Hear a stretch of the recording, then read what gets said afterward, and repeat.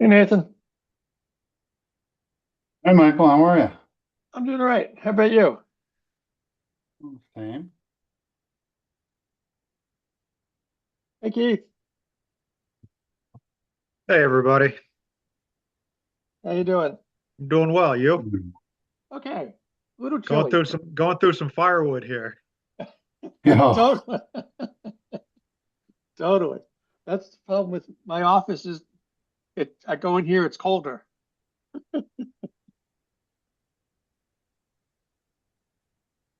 Yeah, it's colder in my office too, down here in the basement.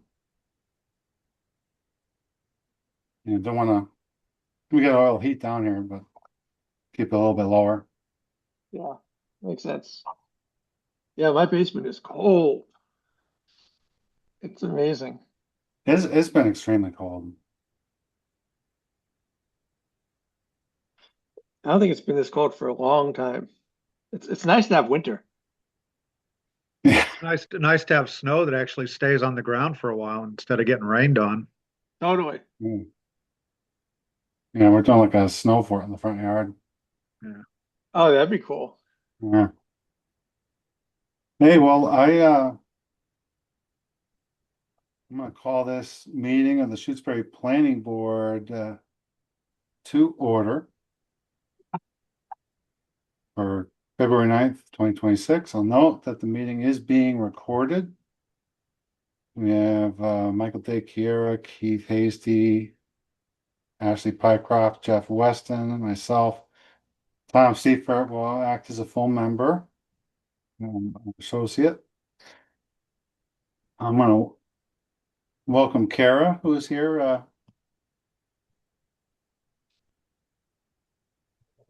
Okay. And I'm just going to give a minute to see if anyone else joins. I guess I'll see if, oh, here's Steve is coming. That's good.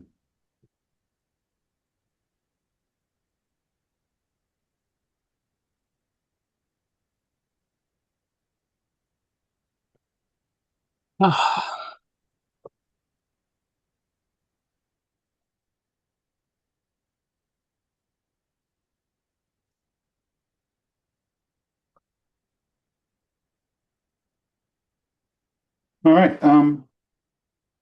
We'll get started. Does anyone have anything for public comment?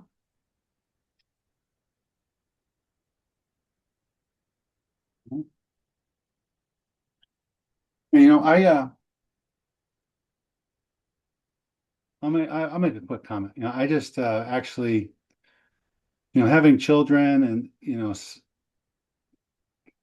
sometimes when you have like an object in front of you and it gets taken away, it can really just, make them snap, have a breakdown. I mean, I think we're all children in a way, and sometimes it's hard if you have that. And I actually want to give it a thank you to Jeff Weston, um, because when we were in our discussion on the data center bylaw last time we met, it was just it was mostly because it was late and we were starting to go around in circles. But I feel like he was kind of mid thought and had something he wanted to say, and I was like, no, I'm cutting off it hard, and he took it with a lot of grace, and I just want to say I really appreciate that.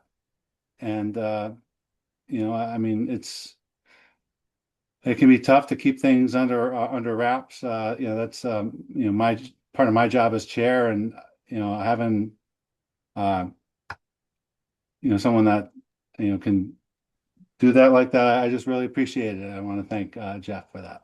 Well, my pleasure to be a part of this group, and what's been keeping me going during this time is I don't know if any of you know of the famous Zen Buddhist master Thich Nhat Hanh, Oh, um, yeah. who says, "Do what's right within your arm's length." And Indeed. the forest is within my arm's length, literally right in my backyard. So I'm just following his advice and I'm able to keep my sanity because that's all I can do. I can't affect stuff that's happening in DC, but I can do within my something within my arm's length. But thank you. My pleasure. Excellent. Love the Thich Nhat Hanh reference. Yeah. All right. So anyone here for landowner education and guidance? All right, I'm hearing and seeing none.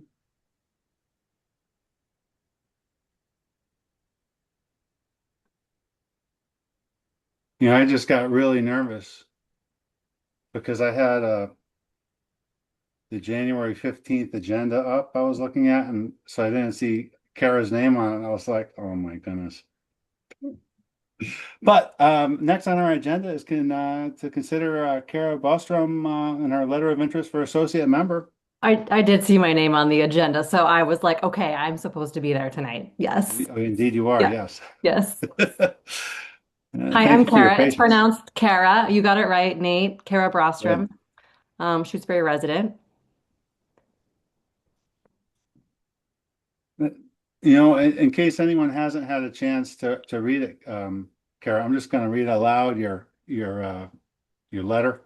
Okay, great. Dear members of the planning board, I am writing of my interest in volunteering for the associate member position on the planning board of Shutesbury. I have been a resident of Shutesbury since 2018. For the last 6 years, I've served on the Shutesbury Cultural Council, the most recent 3 years as the chair. The council is governed by rules and regulations set by the Massachusetts Cultural Council, MCC, and the majority of my responsibilities as chair involve keeping the council's grant funding program in compliance with the MCC's framework, interfacing regularly with a large grants management system database. As Cultural Council Chair, I am also tasked with upholding our local council priorities set by the council, but published publicly, and promoting the importance of being in compliance with these priorities among fellow council members in order to make unbiased grant-making decisions when awarding state funds to local organizations and individuals. I have prior civic volunteer experience as a member of an advisory council to former Boston Mayor Menino to implement projects and programs designed to engage Boston's youth adult population. As an associate member of the planning board, I would endeavor to be unbiased and fair in my reading of planning policy and regulations as they apply to local residents' application. I am also familiar with Governor Healy's housing goals for the Commonwealth and would endeavor to remain informed as those develop. I am employed by the Center for Community Engagement at Amherst College, where I have experience communicating regularly on behalf of the faculty and staff with officials and staff members of local public schools, the town of Amherst, and the business improvement districts on all manners, including public education, housing, commerce, and local elections. My work also involves helping young people become civically engaged in Western Massachusetts. In addition to my role at Amherst College, I'm an author and a visual artist. Much of my creative work derives inspiration from the rural character of Shutesbury and the natural splendor of the Pioneer Valley. I have 2 children enrolled at Shutesbury Elementary School. Please let me know if you require further information. Yes, please do. So that's for the Questions? benefit of, yeah. Can I jump in? Yeah, please. Great. So Nathan, great listening to you read. I want to give Kara some airtime, I think. So your background's impressive and covers a lot. And, I guess, could you just talk a little bit about why planning board? Of the various committees you could be interested, I'm just sort of curious. It's not like everyone jumps up and down to join the planning board, so it's good to Well, I know as an associate, that is. So yeah, I think I saw the announcement come through through my email alerts from the town, and I am ending my cultural council committee appointment, and I learned a lot during those 3 years that I was the chair, just about sort of because we were granting money to artist organizations, sort of how to balance like what we would publish as the parameters how we were making our decisions. So we had to make sure that we publicly posted how we would choose, how we would grant the money. And then when we had our meetings, we had to, everyone has an opinion, right? In Shutesbury, and council members all have an opinion and thought about what they like or don't like, or what they think should go through or what they don't. And we're all volunteers, and we come from different walks of life. And really,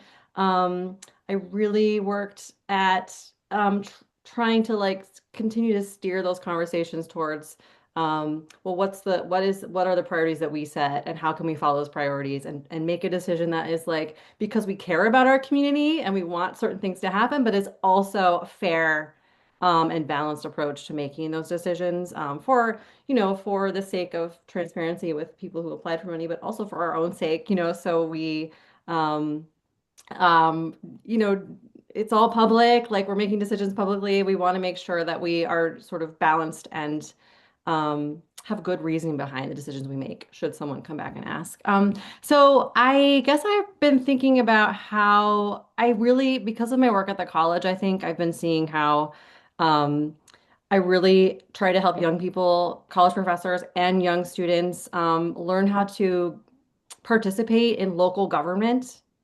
Um, and I really think that in this time, like that's like you said, Jeff, about what's at your arm's length, like that is the practice that we need to be doing in our communities to make them. Um, and I was thinking of myself being off a committee, and I was like, I actually really want to serve in some way. And so I saw that option come through in my inbox, and this would be sort of um, a new test of my skills, I think. Like it would be something, maybe not a challenge, but something that would kind of stretch me into a new area. And so the associate member possibility was interesting to me. And I feel like in Shutesbury in particular, it's such a small town, and we can have a really sort of outsized impact in this kind of town versus like I interface a lot with Amherst town government and schools and things, and that's a much bigger place. And I really like Shutesbury. I really want to be a part of things. So I guess I'm here to explore that more, be available if I can, and also learn more about what you would need from me and what the time would be and what an associate role does. Cool. Can I ask one quick follow-up, Nathan? You mind? Yeah. So I noticed, and Nathan pointed out that when you were in Boston, you were working on, I think it was in Boston. Yes. Well, I know you're doing the youth. I'm just reading it here, the youth stuff, but there's something about housing. And so like we've been thinking about housing for the last few years, but are there other issues that, in what you understand of the realm of planning, might be Yeah. interesting to you? Um, that's interesting. So when I was on the council with Mayor Menino's office, it was a long time ago, and it was like, how do we get young people interested in like keeping their knowledge and skills in Boston and staying in Boston and like thinking of it as a place where they could live, or like Eastern Mass or even Massachusetts in general. And that has changed so much since then. Like there's just been a population boom there. So maybe I'm going to say we were successful in our efforts, but there were many things at play. And then I guess I heard Maura Healey speak a few years ago in Amherst about just maybe it's building on that experience I had in the past. How do we get people with skills and knowledge to stay in the Commonwealth? And I heard her speak a few years ago about wanting to sort of make sure there's housing opportunities available across the state. Um, and that she was interested in housing policies that would make it possible for people to stay. I mean, housing is hard to find. This is a crunch, like things have changed in 10 years. And she was like, she's wanting to put in place plans to expand different kinds of housing. That was of interest to me.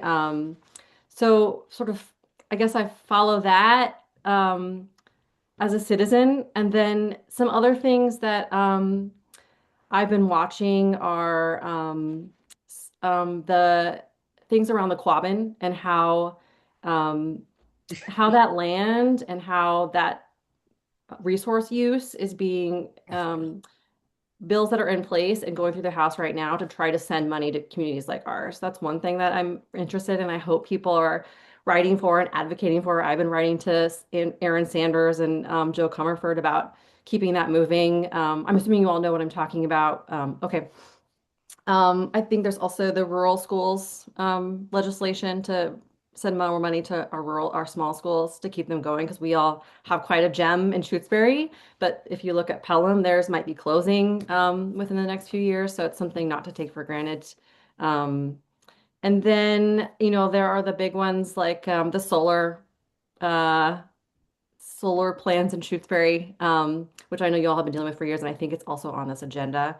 Um, and I think there's also a data center you're talking about, just things that can make I know that like there are different views on these things, but I would trust that a planning board would be interested in sort of preserving our resources and our spaces, like resources, human resources, for things that serve us, but also like nature and wildlife, balancing it with some kind of resiliency for our community in terms of, gosh, like having enough money to pay for insurance policies, equipment, schools in the future, but also have a quality of life that we all are here for. So I feel interested in those things, and like I know there's always a balance between weighting one versus against the other. And I'm thinking that's what the planning board thinks about and talks about. I think you're right. We do talk about that a lot. Um, does anyone else want to ask Kara any questions? Well, welcome. We're glad to see you. Shutesbury really runs on volunteers. I mean, there must be close to 100 volunteers that run this town. And I want to say a few words about this planning board. Very focused, functional. We're not universal in thinking. We bring different divergent thoughts and processes and feel comfortable sharing our different views. But it's very informative. I've learned a lot, and it gives me and we have some great people in this planning board, and we're focused and we do good work, and it would be great to have you as part of it. So thank you for your interest, and I'm excited about the possibility of you joining us. Thank you. Any other questions or? Well, I guess I would speak to some expectations. So, if you were to move forward and end up appointed as associate member, we like to see our associate members show up for meetings and participate in discussion. The participation piece is, I think it's technically at the chair's discretion, but our practice is that, our associate members participate in the discussion just like any other board member. And, there've been times, due to absence that we've, Tom has been going in somewhat regularly, as we have Deacon has been absent and is not running for re-election in this coming cycle. So Tom's been a regular as a full acting member, even though he's an associate. But in terms of the reason that we got associate members for the planning board, there was a whole process we went through to do it, was because when we were confronted with the possibility of having 4 or 5 solar projects or applications to build ground-mounted solar installations in various parcels owned by Kohl's throughout Shutesbury, these parcels are so large, and they're like, these islands, on the inside of these different areas in town that are surrounded by road. So there's just a tendency that if you have a group of 7 people, that some of the people are going to be abutters to that parcel. And so we were concerned about, if we have special permits come in, we need to be able to have enough people to sit on those hearings, because there's rules around special permit hearings. And all the members being present for the hearing, and who can vote on the decision at the end of it. You have to be at all the hearings. You can miss one, and then you have to sign an affidavit that you've listened to a recording of it and are up to date.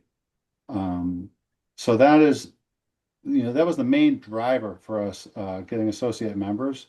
And at this point, that we never got any applications for special permits. But I mean, I think it's always going to be in our best interest to try and have it, at least one, ideally two associate members seated so that if we do get any special permits, that we're in the best position to make sure that those are fully seated. In the case that someone is either absent or has to recuse themselves because they're in a butter, for conflict of interest reasons. Mhm. Nathan, could I add something? Yes, please. If I could add to what you said, it's my understanding too that if we don't have a quorum and someone presents something, that act can actually pass if we don't have a quorum. So that's the great value of having associate members, because to have a quorum, we need 4 people. And if we don't have 4 people, then that whatever is proposed to the planning board can move forward. So it's been a great advantageous situation for us that if we don't have a quorum, or if we, even in our case, if we don't have like 7, we can actually pull someone in. So it gives us more power to prevent something bad from happening. So that's my understanding of the main thrust behind having an associate member. So we have enough for a quorum to block anything that could be harmful to our town. I don't know if that's correct, Michael. Is that your understanding as well? Yeah, I would just put a different spin on it, that it would give us the possibility to consider something, where if we don't have a quorum, we can't even consider it. Thank you. I'm just going to add, I see you, Keith, but with a bigger project like a ground mounted solar, it has the possibility of dragging out over the course of a year, maybe even going into, more than a year. So if that's the case, and it's, a situation where an associate member goes in, there's somewhat of an expectation that, we would get you reappointed if it was midterm, and that, hopefully you would stick around, right? The whole idea is that, we need a consistency throughout that special permit process, should that arise. At this point, it's not as high as a risk factor, but that's not to say that that won't change. But that's like the that's the possibility of having more commitment and time. If we get a bunch of really big projects in town and some of our members have to recuse and we end up putting associate members in. Aside from that, it's much more low key. It's a 1 meeting a month for a couple hours on a Monday night. And if it's a special oh, well, let me just ask. So the quorum is 4 people. So how many are elected to the committee? And then there's 2 associates. Is that right? What you're at? For a committee of 7, we have 2 associates. A quorum is 4. However, for a special permit requires 5 affirmative votes for it to pass, right? So we can hear if we're missing 2 members and have no associates, we can hear a special permit.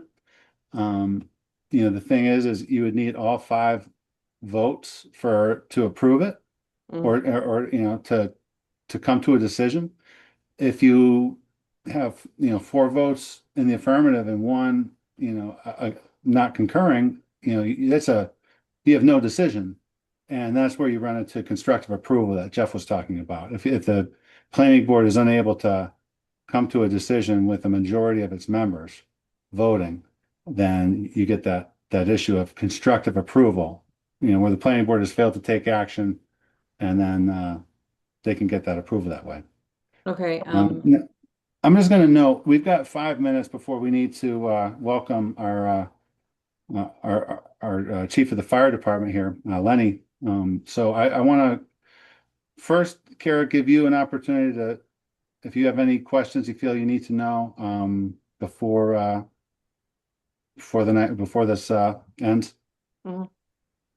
Do you have anything? Yeah, I have a question. A special permit process. Do you always meet online, and is it always on a Monday night? And B, in these meetings, the regular meetings, and then how is a special permit process? How is that? Is it also on Zoom? Is it also, do you chair those, or is that a different kind of meeting situation? How often would that be? Or So we might do some meetings at town hall, but it's always going to be remote, or I mean a hybrid.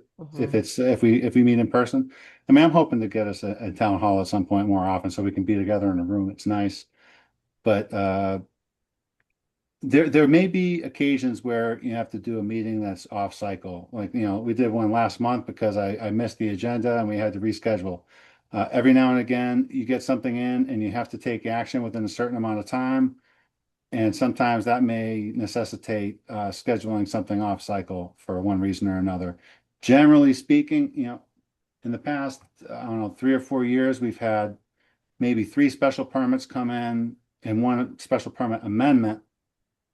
And those were 4 public hearings with relation to those special permits that all took place during a regularly scheduled meeting on a Monday night on Okay. Zoom. Okay. So that's the track record. Okay.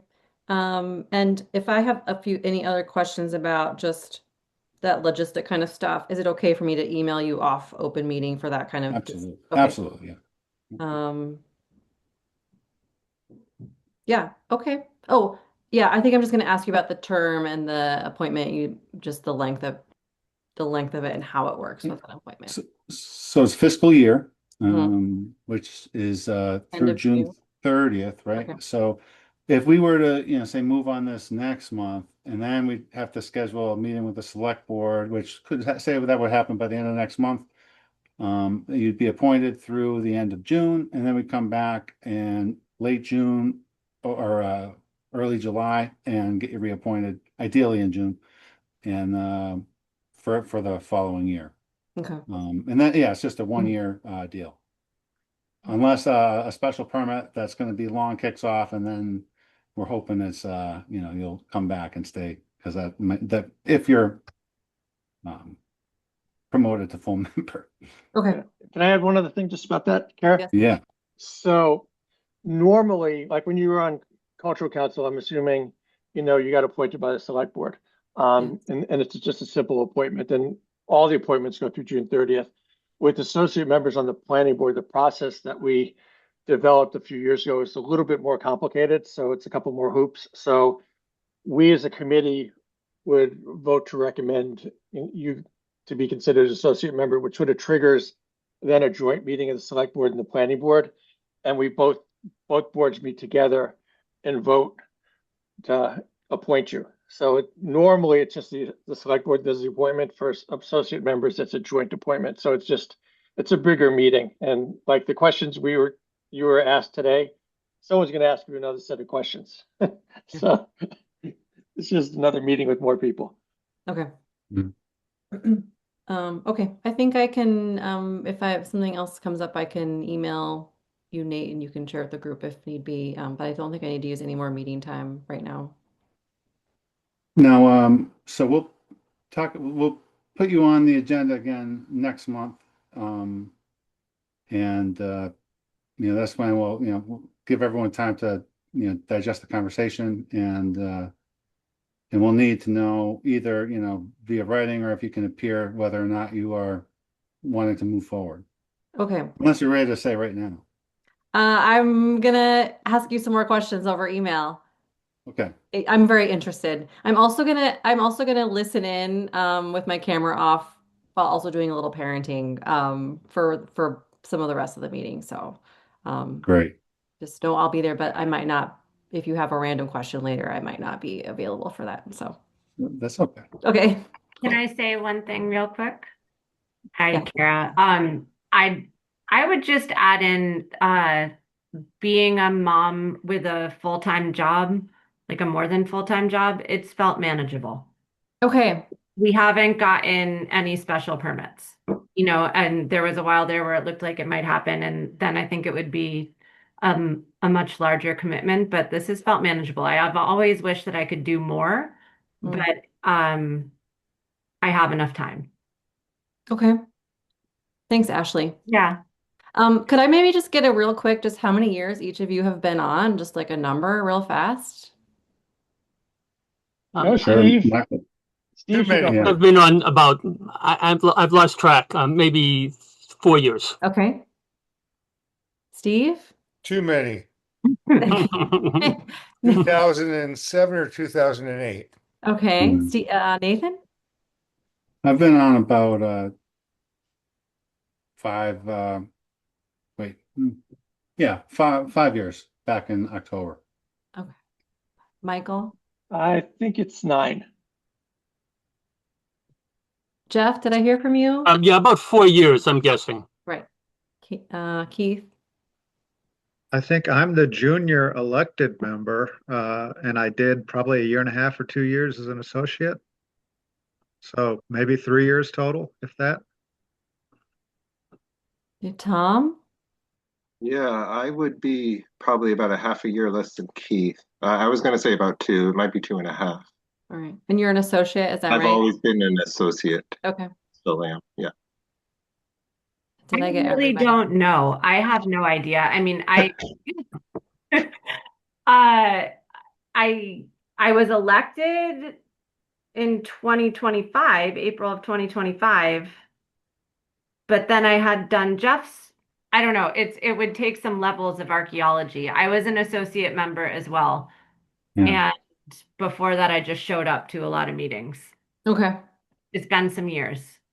All right, we've got to wrap up, but I do want to thank Kara for your interest, and we look forward to seeing you next month. Thank you, And, Kara. it's been great to speak with you. Thank you for coming. And now we have our chief of the fire department, Leonard Zerwanka. Yes. Yep. So, Welcome. Thank you. yes, so I'm here. You have questions on the fire codes on NFP 855, how we enforce them? Yeah, I mean, I would, there's basically, we've been reviewing a draft bylaw amendment for data centers, and sometimes data centers have battery storage or batteries in them.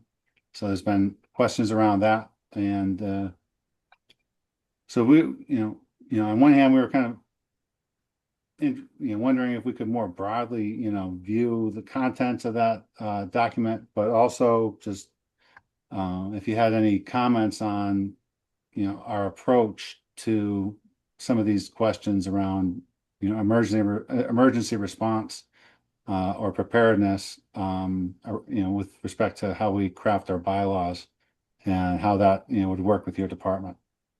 Yeah, well, I mean, it would be very simple of just say I got to be up to code with all Mass Building Code and CMR 527. That's the the fire code that I use. The 527 uses a lot of the 855, and then they put their Massachusetts spin on it too. So as for residential batteries, you pull a permit through the building inspector's office, and I get an email. I review the plans. If it looks up to code, I'll sign off on it. If it's a battery, I have to go out and inspect the site after it's installed. There's requirements on it's got to be in its own separate room. It can't just be in a storage room. It's got to be in a 1 hour rated room. It's got to have an interconnected smoke detector. Can't be in a sleeping area. That sort of thing. It can be in your garage as long as you got impact protection on it. You're limited to, don't quote me on the exact numbers, but I think it's 70 kilowatts, I think. But there's limitations on the size of what you can do for residential. I am not too familiar with commercial. Obviously, if I get plans for a commercial install, I would be talking to the code compliance office in the Mass Fire Service and going over the plans with them. I did that with the library with the solar panels. I'd probably do the same thing if a commercial came again. The battery storage on Pratt Corner Road, that was done before there was fire requirements, so we never really reviewed those plans. I don't know what time frame those have been put in, but they've probably been there 6 or 7 years. Like 2018. 2008. Oh, all right, 8 years. So yeah, I'm close. So to my knowledge, the fire department didn't have anything to do with those. Moving forward, if something like that were to happen again, we would have to sign off, and it would have to be compliant to what the fire code says. So I know the same thing is going in Wendell, and we would be I would be reviewing it just with the same people the Wendell chief is reviewing it with. So, any questions on the exact? The problem with batteries is the technology changes 1 year from the next, and one of the problems is, you know, you can buy the fancy foam that can put out one battery fire, and that only works for that one brand battery for only like 1 or 2 years, and it will actually have absolutely no effect for the next batteries coming around. So any battery fire we kind of treat as an electrical fire. We stay away from it, maintain a perimeter. Say if the high tension lines were down and there's a big fire, we won't go near the high tension lines. If the building's on fire at the Pratt Corner site, we're most likely just going to be staging short of the scene and making sure the fire doesn't spread. And if we can get to the panels to turn them off, that would be great. But that's pretty much what we would be doing. Yes? Nathan, can I ask a question? You mind? Yeah, Please. Yeah. So Lenny, in the policy we currently have for the data centers, what we're requiring in terms of safety and emergency requirements is that the developer would have to work with you and the emergency management, crew to come up with an emergency response plan, and if you wanted one, an incident action plan, and the addition, which we haven't discussed, we'll discuss later tonight, is not only consult with you, but actually get the sign off of the fire department for that. But does that sound right on to you? Yeah, they're required to make the plan, basically, correct? And they would have okay, Your yeah, input. I mean that's fine. So Okay. I mean, what type of obviously I'm gonna consult the fire marshal's office and through their code compliance hotline, and I'll be talking to them too to make sure I'm within code or they're within code. So, but yeah, that's fine. I'm sorry, Nathan, can I ask a question? Yeah. My primary concern would be to somehow, I know the way of treating lithium fires, as you mentioned, is basically just to let it burn. My concern is having lithium batteries in a situation where you just can't let it burn because it's in a data center of some kind. So I'm interested in sort of probing how that lithium batteries can be in a separate room, so you could let it burn and not put it out with and not put it with any water, which could contaminate our aquifers, or PFAS chemicals that could put it out, but also would contaminate our aquifers. Could you make any comments about isolating the lithium batteries in such a way that you could just Well, the batteries right now, if it's indoors, they're supposed to be separated from the main structure. Mm-hmm. And depending on the size of the batteries, it's supposed to be either a 1 hour rating or 2 hour rating for the room itself. So, I mean, obviously we're talking commercial here, so most likely it's going to be a 2 hour rating separate room with the batteries in it. And for the most part, something like that, yes, we're most likely not going to be able to put those batteries out until they burn all the way out. Hopefully the fire stays within the room, and we can wet the outside of the room down. We could wet the underneath of the door so water and steam can kind of try to cool off inside the room a little bit. But as for them designing the whole data center, I mean, I think it's kind of on them. If they make a kind of a bad product that we can't put out, I mean, I'm not really worried about, if they do a bad job installing this stuff, how am I responsible for, the data there? Yeah, I'm not concerned about the data, and I'm not concerned about you being responsible. I'm concerned about creating a situation where we contaminate our aquifers. So when you say a 2 hour rating, are you saying that this fire can be contained for 2 hours, but lithium fires burn for they can burn for days? So pretty much, yeah. Mm-hmm. So, and every battery's different. The technology changes from one year to the next. I mean, I can't keep up with the amount of different types of batteries out there. That's a profession on itself there. So, I mean, honestly, I'm more worried about like battery cars in general. For the most part, unless there's like a big impact on a battery, it's not going to really short out and start its chain reaction.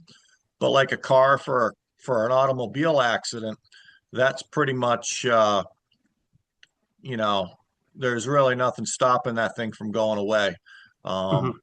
So I think obviously time will tell how safe these batteries are or not, obviously. So Lenny, can I just follow up on one thing you said? In terms of the contained space, the way the policy is currently written is that it could be a separate space in the same structure, or it could be a separate structure. Do you have a preference? Does it matter to To you? me, as of right now, I mean, I could change my opinion on that. I mean, I really don't care. In a way, I think a separate structure is better because obviously then if something bad's going on in that structure, just let it go there and we don't have to worry about the other part. Um, the other thing is if somebody's going to do another structure, it might be a really cheesy structure. So that might be something to think about. Is it off to the side and like a tree can fall over on it and then start its whole chain reaction then?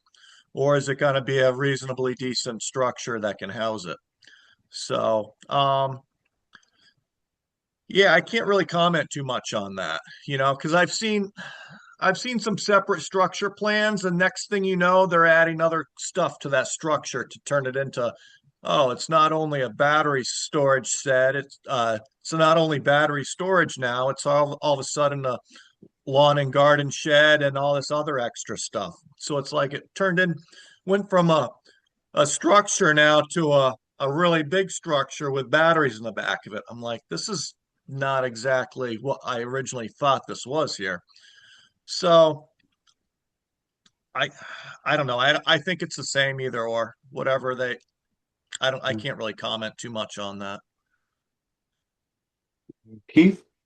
Yeah, just so to keep us focused on the point of this conversation is data centers and what we are defining as uninterruptible power supply, basically or smoothing a battery that's limited in size to 250,000 volts, which is roughly 1/8 the size of what's at the Wheelock site.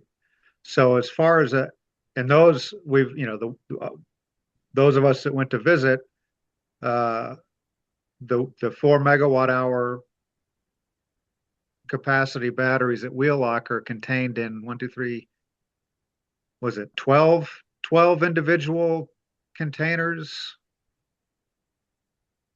6 on each pad. There was a north and a south, and I think it was 6 containers on each pad, and that was 4 megawatts. So what we're talking here for the data center would be limited at 250 kVh, which I don't know that it would be a structure more than just a cabinet or some sort of container. Yeah.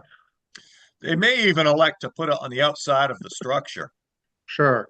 So, I mean, that's also as long as the siding around it is, decent and not that super flammable. That's kind of another option that other people have been doing is put it right to the outside of the structure. So, So Lenny, would you kind of, pull back from commenting on, questions about, same structure versus outside? I mean, you said you maybe like outside a little bit better, but I mean, is it true that in the end you're really, concerned with making sure that it's compliant with code? pretty much, yes. We touched briefly on emergency response plans. So did we say that was done by the applicant in certain situations, or does the fire department participate in that process except to The, receive it, or how's that the, work? no, the requirement is that they have to consult with the fire department and emergency management. So they develop it and they have to present it, but it has to be developed in consultation with the fire department. And then the thing I was gonna my suggested edit for this version was actually have the fire department sign off on it, because consulting is just like, what do you think? And they can do whatever they want. I think having the fire department sign off is different, but right now they have to consult. The developer has to consult with the fire department. So that's in our proposed amendment. No. That part's in there already. It's just that last part about signing off is the new part. Right, but the bylaw itself is a proposed amendment. Oh, yeah. Yes. Yeah. But I mean, otherwise, do you like have emergency management plans for anything else in town, or is it, is that a document that the fireman deals with, or? So as of right now, we don't really have any emergency plans for, we don't have anything written plans for like electrical fires or the battery fires as you're talking about. The battery class, one of the difficulties is, the battery fire classes I've been to, literally one class will literally contradict another one. Right. So whenever information you get on the latest and greatest battery class is going to most likely contradict me and contradict about 4 other classes that I've been to over the last 3.5 years. So that being said, we haven't really had any large battery installations other than the one on Pratt Corner Road, and that was done in 2018-ish. So that was kind of before my time with Walt, and that was under Walter. So pretty much for larger commercial installations, something like this, I don't have any experience on, and I would be consulting the fire marshal's office. Okay. Does anyone else have any other questions, or? No, other than Yeah. oh, I'm sorry, Go ahead. Ashley, go No, ahead. Keith, you go. So I think whether or not the chief signs off on it, I think if a project comes along that is going to have a commercial scale battery, it obviously makes sense for the fire department to know what types of batteries are installed, where the disconnects are. Like the chief says, all the different battery technologies get different protocols for how to address an incident. At least if they up front say, well, we're using lithium iron phosphate batteries, vice lead acid batteries, he would know what he was driving into if there was a call.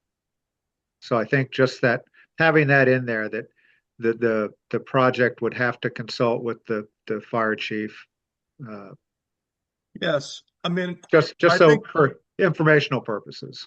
Yeah, I think that would be good, and I also do think, I'm trying to look through here as one of the line items here in 855 does give me the authorization to. I'm trying to looking for it for a an emergency plan. I'm just trying to look through. I don't know it right off the top of my head, but for pretty much for larger scale installations, I can request that myself as of right now. So for you guys to put that in is really kind of almost standard. I can't imagine that wouldn't be in Amherst as we speak right now. So Okay.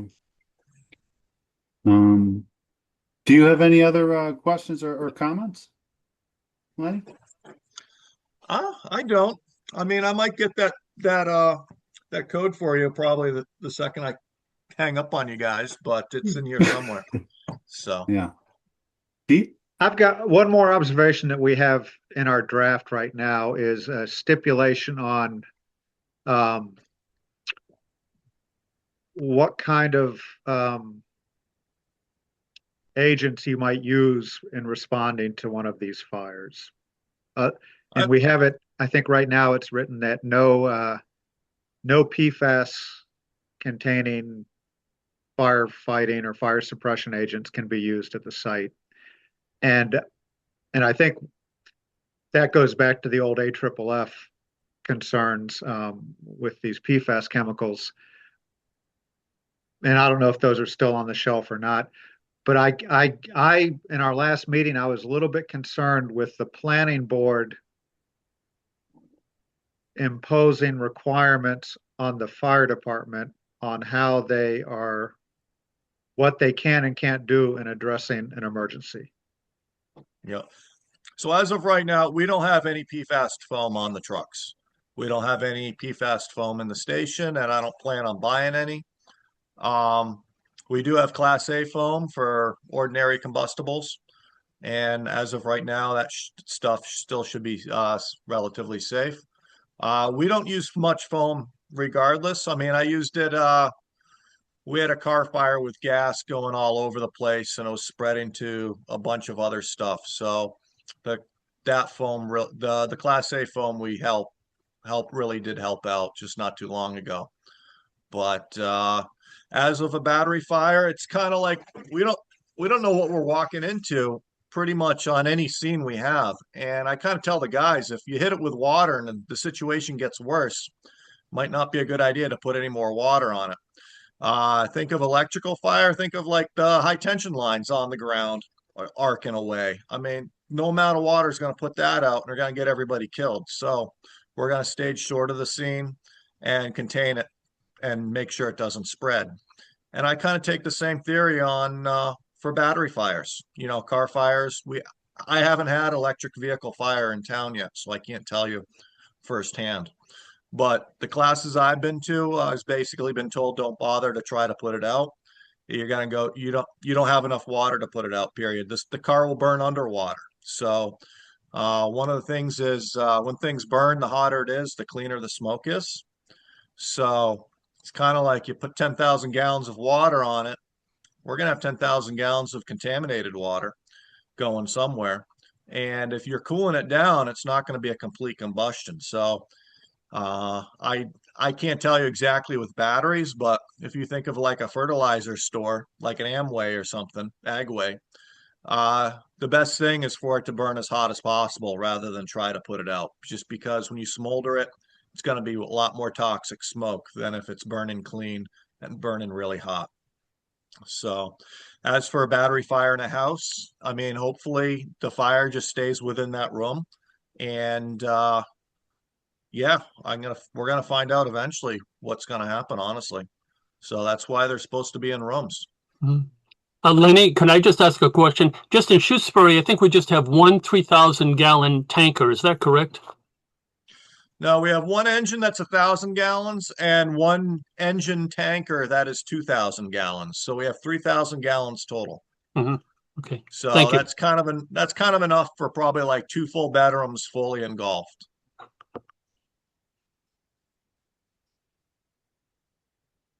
Thank you, Lenny. Yep. Hey, thank you so much for coming tonight. We really appreciate it. Awesome.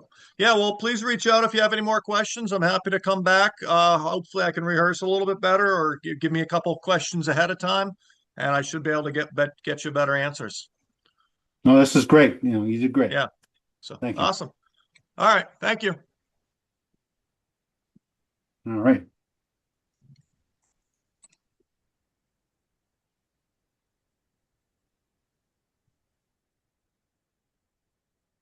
Next on our agenda, I have discussion of floodplain requirements, and after that is discussion of clean energy regs for municipalities.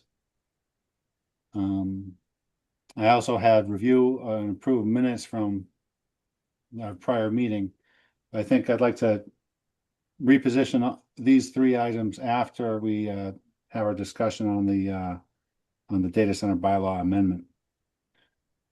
So we'll move in. I also have review comments received from Catherine Hilton pertaining to data center bylaw draft. Now, I think, Michael, you incorporated that in there. Yeah.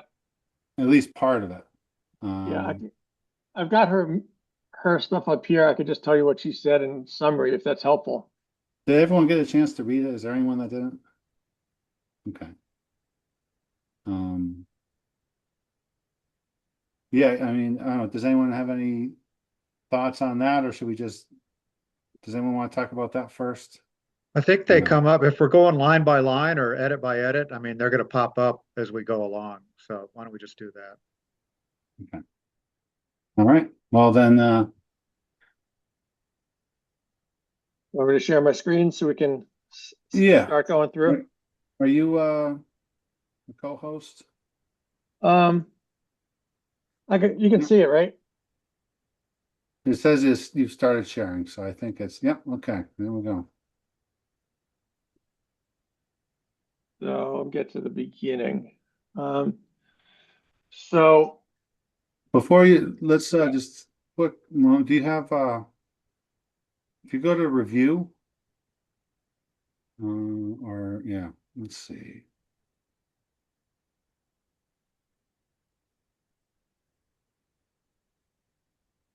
what Let's do you see, want me to? under the show markup drop down.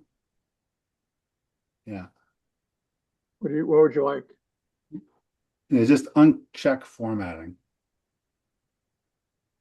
Because we don't really care about formatting as much. And then if you Yeah. want, you can put yeah,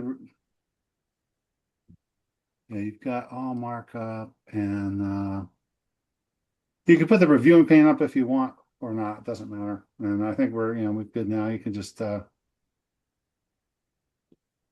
just scroll down. So I just we'll go to, I think, each by one, but the total universe of comments, the majority was from Keith. Jeff had some. There's 3 or 4 from Kat, and then I had 1. I think that's the total that are documented in this document. right. And so well, yeah, I'll just kind of try and give an overview of the process we use, right? So, we've got track changes going on the document, and so Michael can use like the next and previous buttons over there under tracking, and that'll bring us to one, and we'll just kind of look at what that is, and if it's kind of something straightforward like wording change, we might just accept it. But if it's something, basically what I would like to see is if it's something more substantive, then we'll probably have a roll call vote, and someone can move to accept the change, or someone can move to reject the change.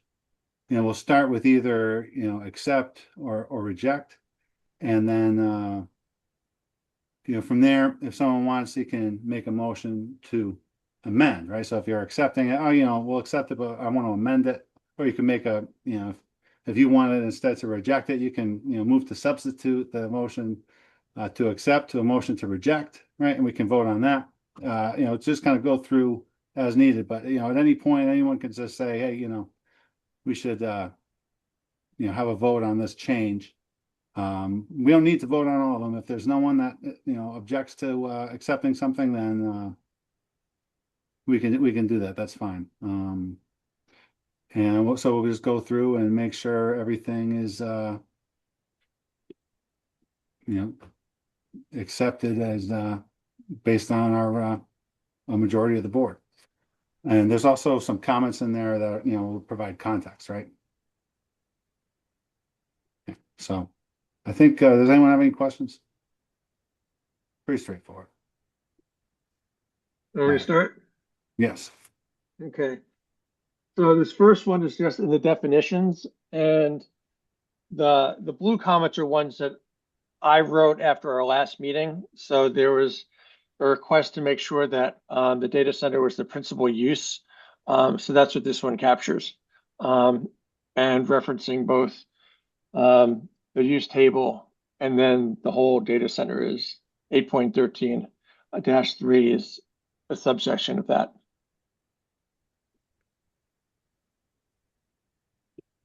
Can I make a suggestion? And I haven't looked at the definitions in the whole bylaw, but I would almost say omit that last sentence, because that's not really part of the definition. That's, This part? yeah, I mean, we're just defining what it is. Yeah. So, there was there's some back and forth on this, but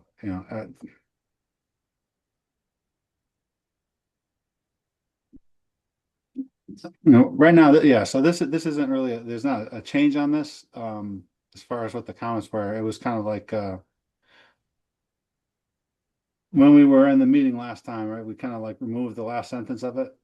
And then it was, it was actually still in there, but, that we kind of, landed on this, sentence that doesn't have the dimensions, but it, kind of just references the other section of the bylaw, which, I mean, I don't have a problem with, but it's, I don't know, if you want to make a motion on it, you're welcome to do so. But we need, just what you I want I to mean, change. do we do it for other other facilities that we define? Do we have that reference at the, Well, so I modeled this on after the solar bylaw where we had, the size in there in the definitions where it's, no more than 15 acres.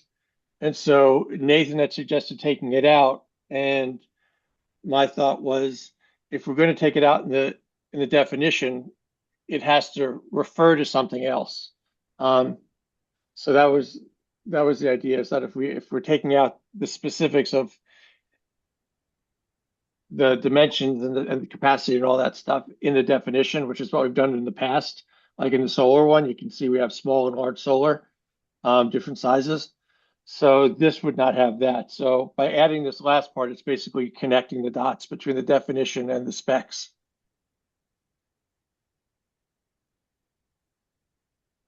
I don't feel strongly one way or the other. It just seems not part of the definition, I guess, of what a data center is. Yeah. I think just for me, I do feel like I would want to keep it in, since we took out the other stuff. I mean, I get what you're saying. So, if we want to do anything here, I want someone to make a motion with language to make a change on it. If we're not going to make a motion, I don't want to talk about it anymore. Tom, you have a motion? Sure, if you'd like it worded that way, I would move to change a facility composed of computers, et cetera, just to a facility housing computers, et cetera, et cetera. Okay. So All right. So I'll move to. Was that a motion, Tom? there's a motion. Yeah, we have a motion on the floor to change the word composed to the word Composed, housing. composed of to housing. I second. Okay, so the motion is to change the definition from a facility composed of computers to a facility housing Housing. computers. How about the last part? Is the motion keeping it in blue? Is that part of the motion, or is that? Only No, he didn't have any because part this of it. part and this language was something I wanted to address, is why I'm saying it now. I'm not addressing the last sentence. Okay. All right, so we have a motion when we had a second. All right, do we have any other discussion or questions about what it is? We can see the change right there Michael's made. All right, I'll just call the roll real quick. DeKira, Aye. Hasty, Aye. Weston, Aye. Seifert, I Bressler. Hey, All right, I'll abstain and go ahead and accept the changes, Michael. We're Okay. good on You're that. at Pycroft. actually here. Oh, Pycroft. Yeah, sorry. Thank you. That's okay. Aye. Okay, excellent. Thank you. I apologize. So I will move to keep the stuff in blue, the last sentence and a half.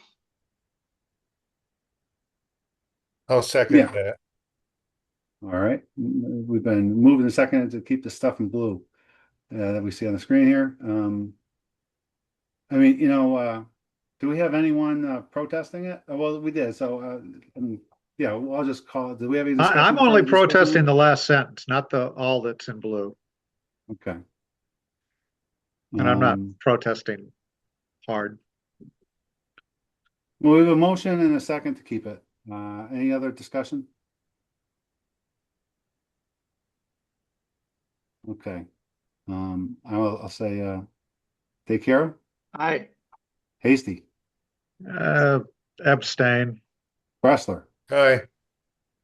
Pycroft, Aye. and Seifert. I, All right, I'll abstain. Motion carries. Weston, aye. Oh, Weston, okay. Sorry, I apologize. I'm not seeing everyone on the, so I'm gonna rectify that. Okay, motion carries. Next, what we got next? Keith had suggested changing reduce to modify, which shows up in C in two places. Yeah. All right, if there's, no opposition, any, concerns on this one? All right, go ahead and accept them then, Mike.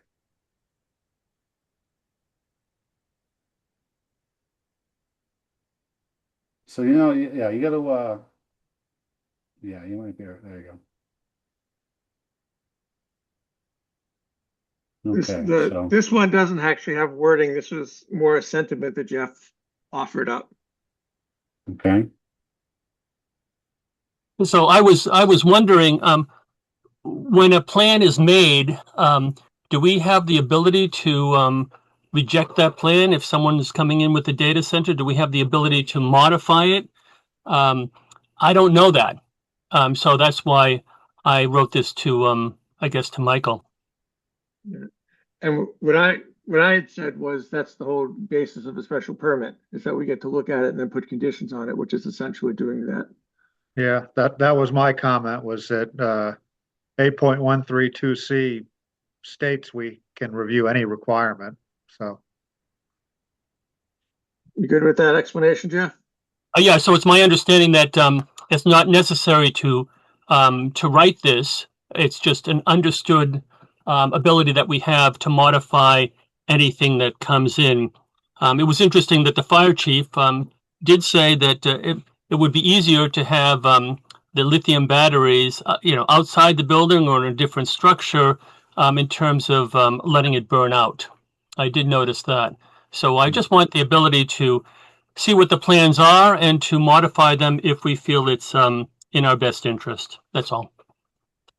well, I don't know Yeah. that we would modify a plan. We might request a modification and they could or could not, but I don't think we want to get into the business of writing plans for a project proponent. Well, I do agree, Yeah.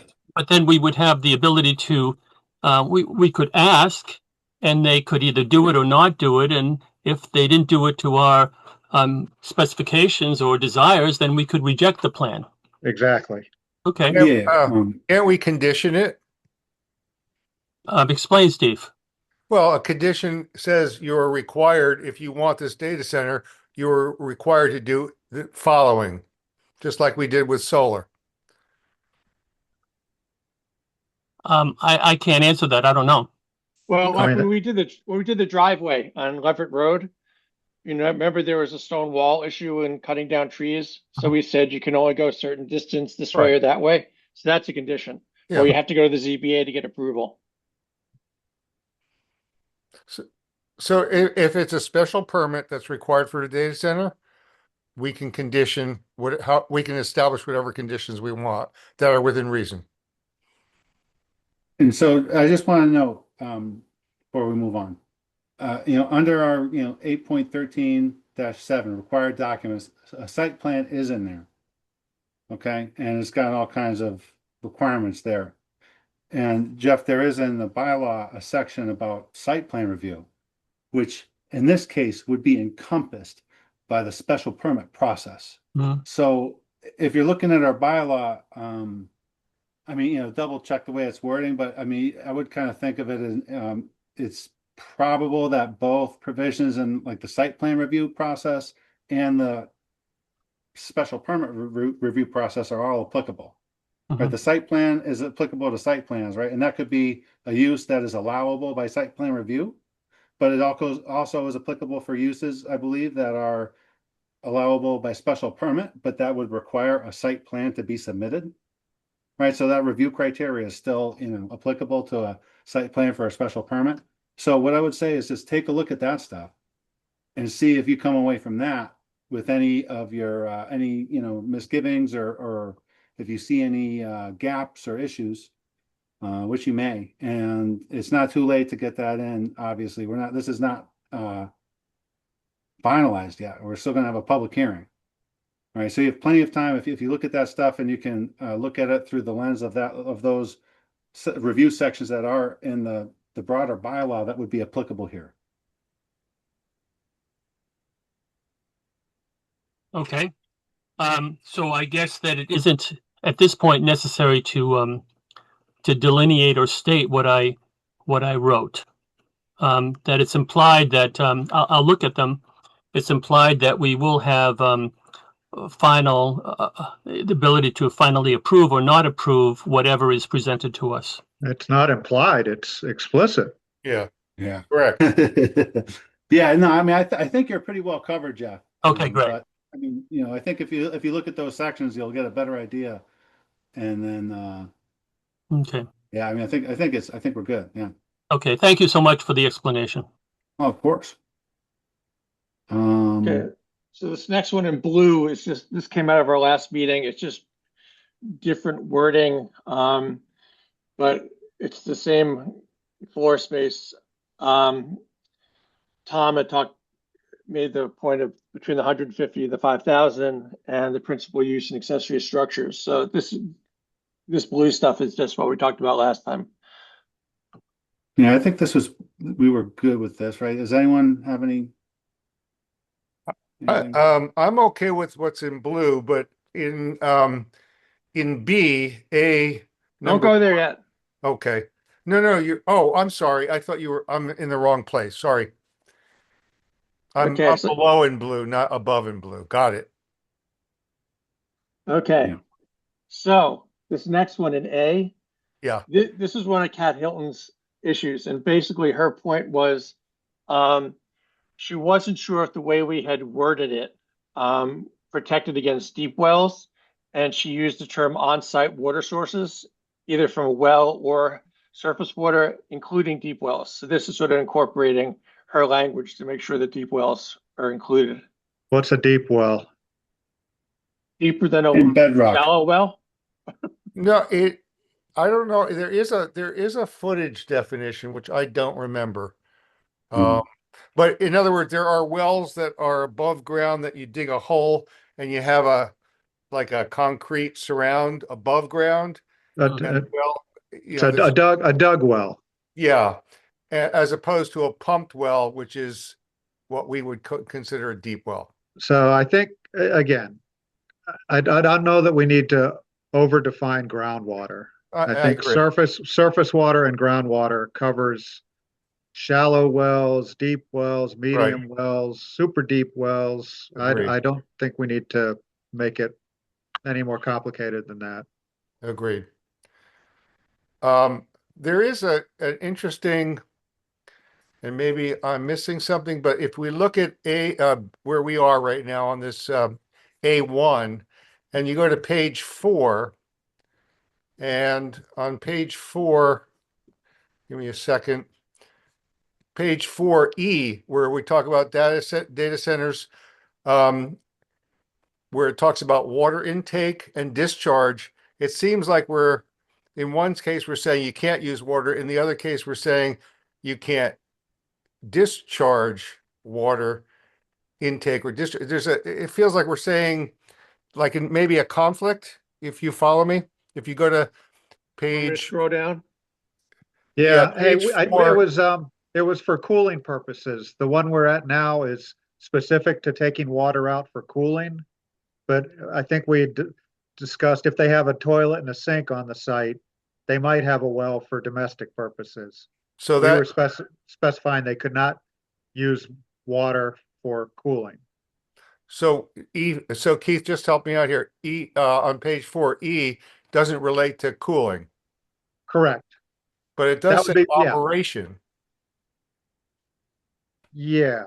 water intake or discharge. So to me, it wasn't clear what you just explained. Yeah, we had this discussion and I'm trying, and you're right. I agree, Steve.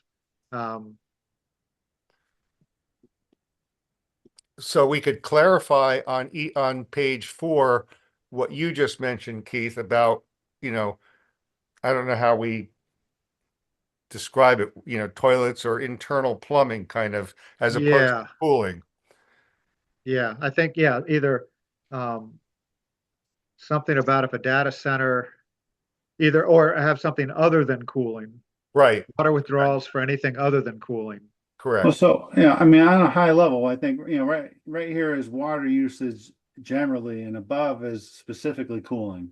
Right, because, the main concern for water usage is for cooling in a data center. There could be other, we've talked about the possibility of they're filling up a water tank or something like that, right? Or but How about we work our way down to that page 4? yeah. So I think for right now, I'd like to, say, do we want to reject this change? Do we want to accept it? Anyone gonna point us in a direction on that? I would move to accept it because we sort of asked the Board of Health what they thought, and they said this was a weakness. So I get Keith, I mean, when I wrote it, I thought it was sufficient. Kat said it was not sufficient from her Well, perspective. I mean, the next one down, we use the term groundwater or surface water. So for consistency, I don't know that we want to add Okay. an additional, again, I- groundwater Oh, include. I think we can correct it when we get to E4. This is fine, I think. It's Cool. later on that we have to just clarify it, I think. All right. This being the edited version or the unedited version? I'm looking at the version you're showing, Yeah. Michael. Yeah, with the crossouts or without the crossouts? I'm seeing with the crossouts. Yeah, so I guess the question is, Kathy, we originally said withdraw groundwater or surface water for cooling purposes. I mean, well, we could. So Michael, if you want, go up to the, review tab Hold on. and click, on the top one where it says all markup, Yeah. drop down, say original. Oh, there you go. Cool. Data center shall not withdraw groundwater or surface water for cooling purposes. And now go ahead and instead of, does everyone get a good look at that, right? Yep. Okay, now, Michael, go back to the drop down and do, or you can do is click on the little line next to it too if you want. Oh, what do I? This thing here? Yeah. What's that do? Click it. Oh, well, Oh, look at cool. you. Wow, I didn't know that. Sweet. So that is the change, right? Use from either Yeah. well water or surface water. Use on-site water sources from well water. Can I have a suggestion? This, I think, is a compromise in between. If we go back to the original, now that I know how to do this, and we say withdraw groundwater or surface water, including deep wells for cooling purposes. So we don't go away from the groundwater and surface water, but we address what Kat said about deep wells. Can I make a suggestion? What about medium wells? How about if you just put surface water first and then groundwater, including, I think it's unnecessary and redundant and wordy. okay. Okay. Yeah, I'm Well, it was recommended by the person of health, so I would put it in just because it was of a concern for her and respecting her opinion and view. Well, Could it's we our just put the document. word, could we just put the word wells in, and that covers all wells? Well, I think we should start with surface water and then go groundwater, including deep wells. You can. Well, would- what I'm saying is I would say including wells, Just which general includes deep wells. That's Yeah. fine. That's fine. I agree with that, Steve. Just saying wells will cover it. Yeah. Yeah. all right, let's have a motion. Somebody make a motion. I'll I'll move that it says, nope, wrong one, hold on. That it should say withdraw surface water, groundwater, or wells for cooling purposes. Or well water. Yeah, well, water. I mean, Oh, but yeah, well water is groundwater. I mean, we're Oh, adding words that don't need to be there. it's just a nod. It's just a nod to the Board of Health. That's all. Exactly. So I with surface water or groundwater, including deep wells for cooling purposes. It's simple. Should we take a moment to look back at what the comment was? I can read it to you, hold on. Yeah, I thought I had it handy, but I don't. Oops, hold on, wrong thing. Cat says,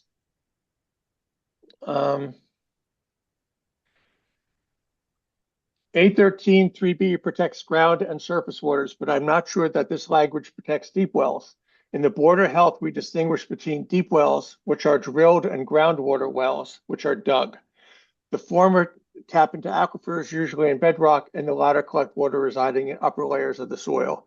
I'm not sure that the proposed language doesn't protect deep wells either, but possibly you could use a term like on-site water sources or well water and surface water to be sure.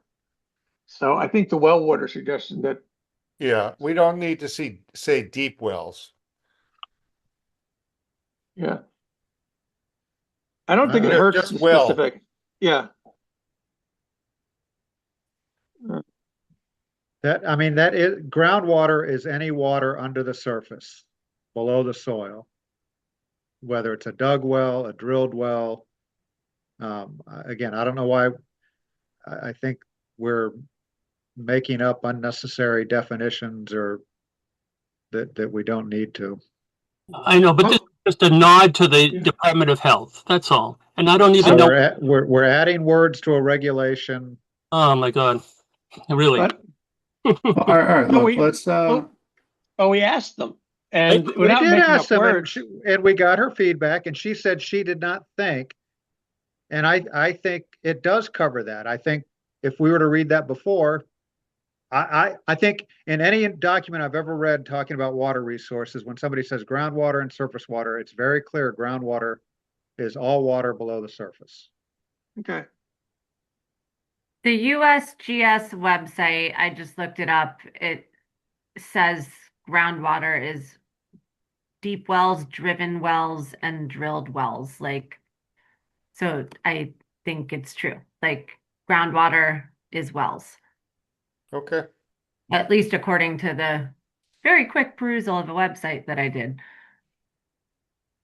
So should we vote on it? Do we have consensus to keep it as it was? do we want to? Do we have a motion on the floor? I don't think we ever got We that. didn't. I half-heartedly started something. But I'll make a motion that we leave the language as Can- it was. Can we see as it was for a second, please?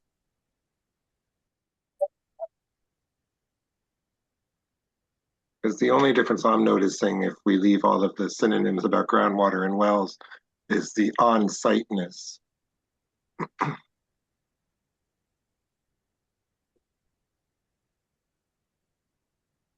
And whether the word on-site after withdraw here would be important, or is it already implied? I don't know. I guess the alternative would be they would drill a well off-site and pipe it. Well, I wonder what water doesn't come eventually from having been on the surface or in the ground, even if it's trucked in. Rainwater. But Okay, so should I hear a motion to reject the changes and add the word on site in between withdraw and groundwater?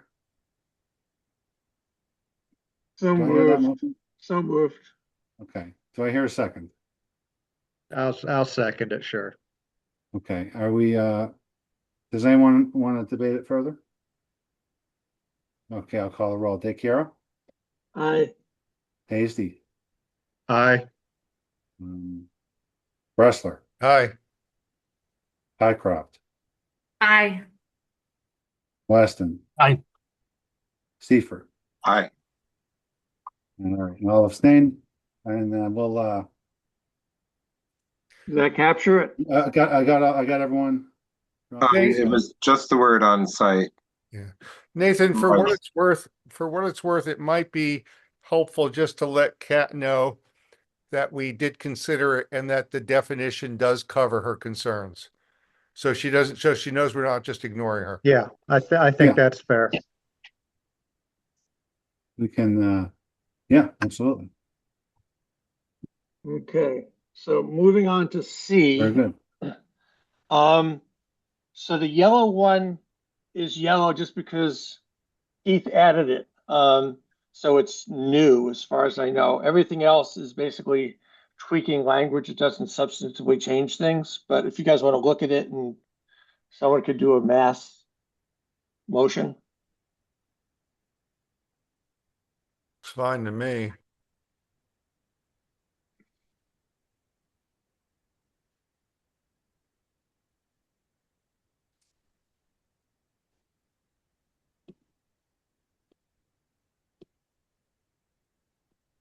There might be a little bit on the next page under that subsection C right there. It didn't change though. No, okay. The board retains the authority, that part? Oh, you know what? It's I'm looking at never mind. I have the document open on a second screen here, but I haven't done all the things that you've done on it. So it's yours is moved up because you removed like Jeff's comments or whatever, so it's all on this page now. Mine isn't. That's all. Got it. We're good. Okay. Yeah. Okay. Is noise in 18.3G? Because I'm noticing two Fs in 18.3, lighting and signage. I don't know if that's correct tonight or if that's just housekeeping. Yeah, I would say let's not worry about the lettering because. Okay, I Yeah. forgot we said that. Yeah, great. Hey, Okay. I'm sorry. Can I ask a quick question on B, cooling 2 and 3? Can somebody just explain what the difference between the two are? They're both dealing with refrigerants.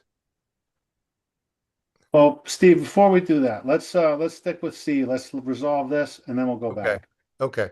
Sorry, I missed it before. It's all right. It's all right. You know, last time we kind of went real long on this, and that's why we're kind of a little bit different approach. We're trying to be a little bit more of a taskmaster with it. But remind me when we do that. We'll go right back to it. Okay, I'll move to approve C as edited. I'll second it. Well, you know, if no one insists on voting, do you insist on voting, Michael, or if no one No, insists I was on I was voting? just trying to move it forward. Yeah, no, yeah. If we're ready, let's just do it. You know, go ahead and do it. I don't hear any objections. Okay. Perfect. All right, now let's look at B real quick. What was Yeah. it? So it's under B, number 2 and number 3. Is there really a difference between those two?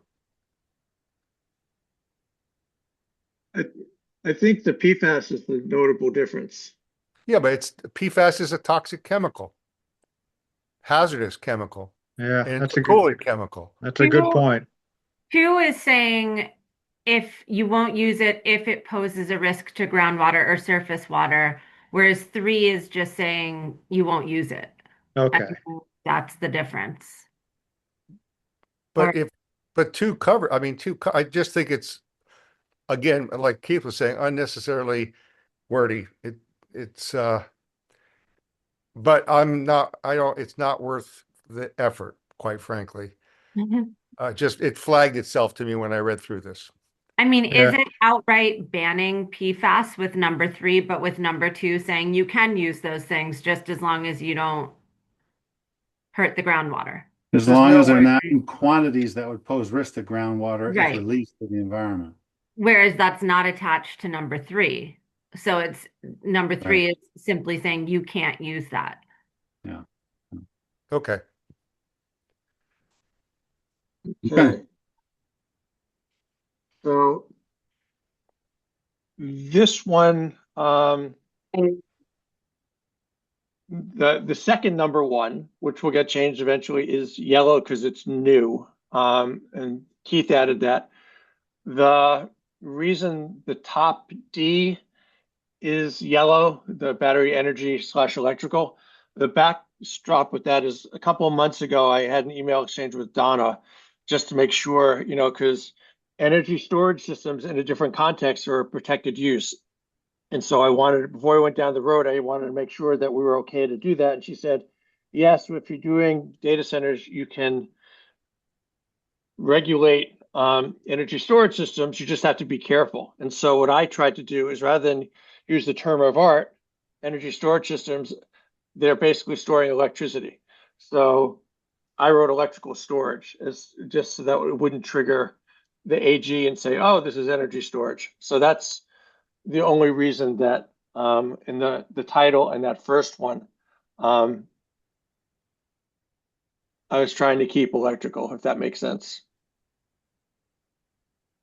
And I think I might be okay with that, Michael, because I do have like capacitor storage and solid state storage that aren't technically batteries, I guess. So Okay, yeah, maybe electrical storage would be. cool. Everyone good with that? I'm good with that. Okay, so I'll go to there.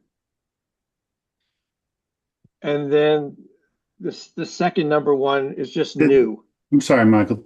Did you just accept though the battery Oh, energy? shit. Yeah, hold on. So, Thank you.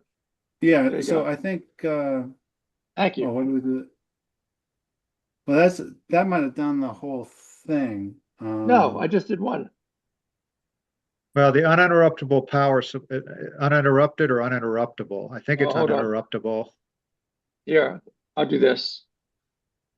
Might need, yeah, maybe just, you might need to accept it and then just change it. Yeah, it depends on how it's grouped. If the things are grouped as one change or Yeah, I got it. multiple changes. Yeah, okay.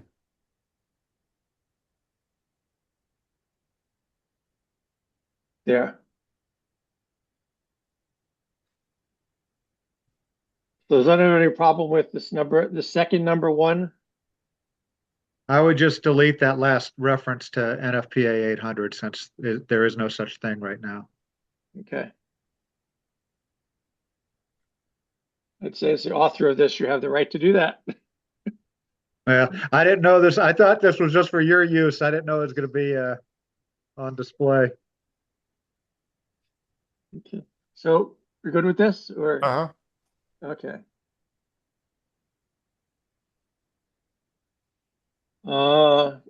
So Keith added this gray stuff, which I think doesn't change the substance. The only thing I wanted to call out, I didn't want to make assumptions, is that the way it's written now, it says applicants are encouraged battery technologies, including emerging technologies. So it's more general, which would language here, which I don't think changes the thing, but I just didn't want to assume. I think the whole edit keeps the substance of it the same. So is everyone good with that, or do we have objections? You want me to do the original versus the markup?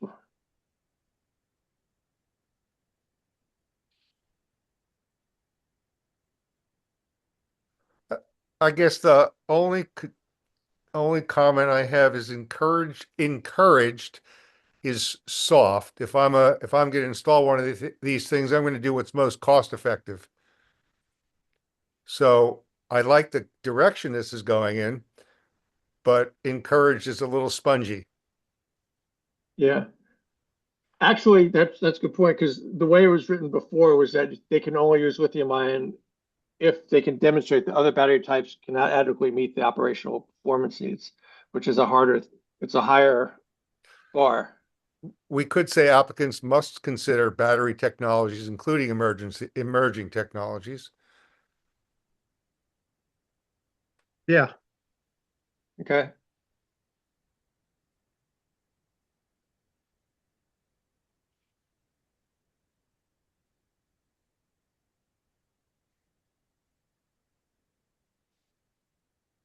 Does this need a vote or are we good? I mean, yeah, if everyone's good with the changes as it shows, then yeah.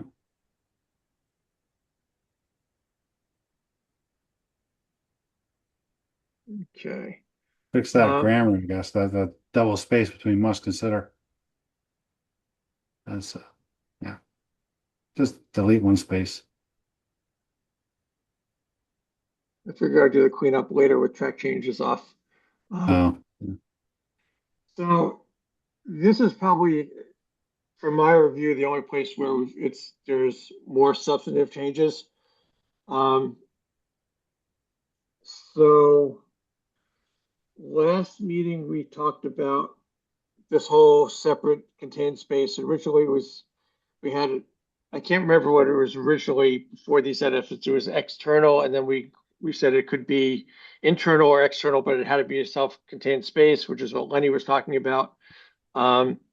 So Keith, I don't know if you want to speak to that because it's deleting this. And then originally Keith was the one who suggested the 3 times the distance. And then there was discussion of the distance in terms of the buffer from combustible. So there's sort of like 3 main substantive issues. So yeah, I think so. My thinking here was some of these things, as when we were discussing, when I suggested we had a discussion about like the standalone BESS facilities like at Wheelock, where Michael and others have raised a concern of not having sufficient water on hand to cool one of these things. And my suggestion was that because we are in a location without water supply, that one of the ways to mitigate fire spreading from one battery unit to another is you can either space them farther apart. Now, again, NFPA already has spacing written into it that's supposed to minimize heat transfer from a malfunctioning unit to a adjacent unit. But we thought, okay, well, how about if we were to be doubly safe, we increase that distance. I don't know that I said 3 times, but whatever time, you would space a cabinet from another one to minimize heat being radiated from a malfunctioning container to another one. But that was in the context of these big industrial facilities where you would have, multiple, I think some of these are like shipping container size units, because we're limited here to 250 kWh batteries, which are, more on the scale of what could be permitted at a house. I don't know. One, I think it would probably be in a single container, so I don't know the spacing would be an issue. And 2, I don't think it poses the catastrophic risk that a big utility scale battery facility might pose. I think our fire department could address a 250 kWh battery as opposed to 4 MWh battery. So that was where I thought, for the context of data centers, that this may not be necessary. The spacing part. In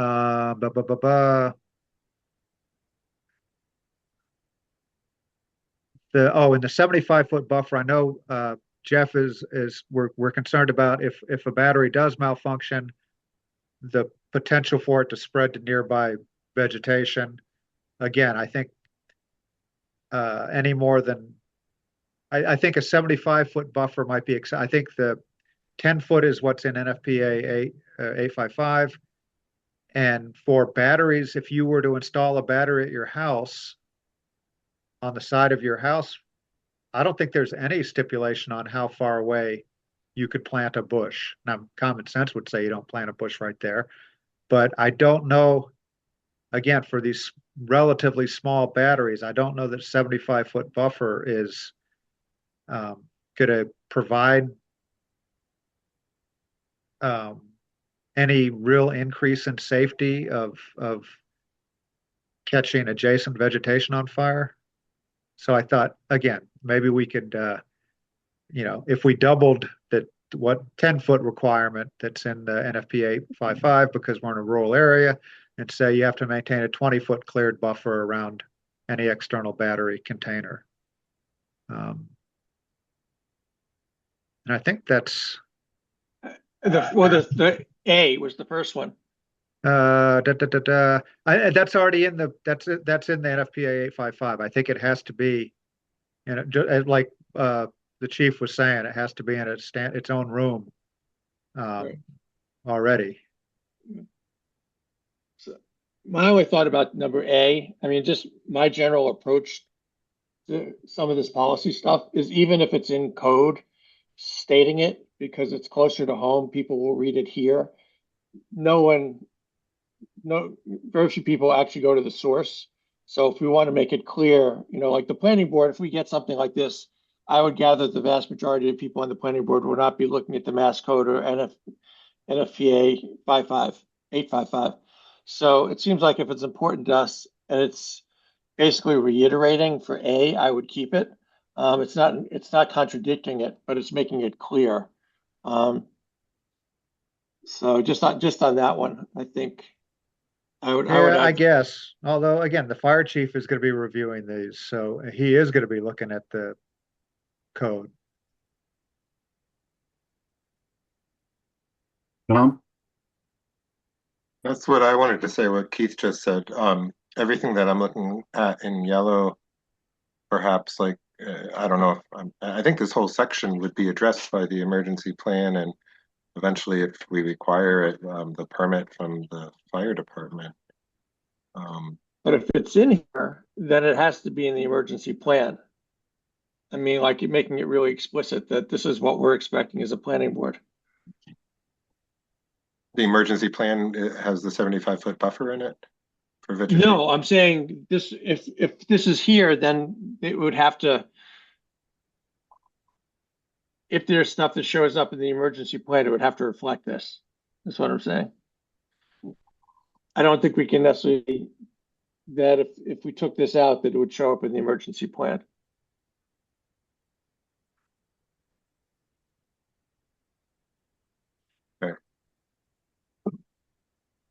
So, do we want to take a look at what it looks like with if you press the line on the side and like show yeah.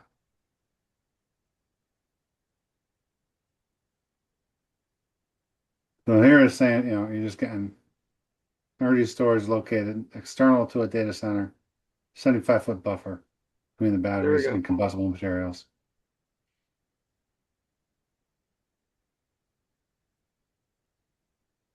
I would The changes. Go ahead. you done, Nathan. It just takes it all out. Pretty much. Sorry, Ashley. I'm wondering, is there precedent for putting things like this that are established in state statute into a local bylaw? I personally have no problem with it. I feel like maybe 75 feet is a little maybe excessive. Maybe we could go half of that, maybe do 35 feet or 30 feet or something. But I have no problem with putting this stuff in there. It doesn't feel like a extremely long bylaw that we're creating, but I'm not super experienced. Is there past precedent for putting something that's already in? We've done it a lot, actually. Yeah. I would say though, but if the source that were changes, and again, NFPA updates their code requirements periodically, and with this battery stuff, they've been doing it pretty regularly. So then we get behind, like we might be crosswise with the relevant resource that we're citing. Is it possible to include a caveat saying with emergent technology? I'm gonna channel Jeff Lacy. Okay. We can waive any part of this, as we talked about earlier. We can modify it. So if we put it in here and then someone says in a couple of years, that's no longer the case, we can just waive it. I mean, that's what Jeff's strategy has always been. But isn't that more confusing than just referencing the No, because standard? then we have to look at the reference, and none of us have a copy of 855, and we're not easily going to do it. So, All right, all right. Tom, Yeah, what's Tom got? I just want to remind people what Keith was saying before. These are not the energy storage systems that we're talking about, like solar. Okay, they're nowhere near as big. It's really much smaller.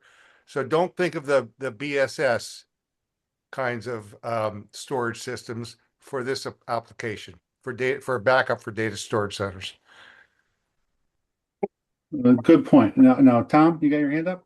Thanks. Could Michael, you please just put it on the view mode to see what it would look like without the crossouts before I make my comment. Would it be allowed to put something, I'm happy to leave it the way it is right now, but would it be allowed for 4A to put something like, if a battery energy storage system is located external to a data center, the planning board or the permit granting authority may require a buffer between the batteries and combustible materials, including vegetation, or has the right to require, or something like that?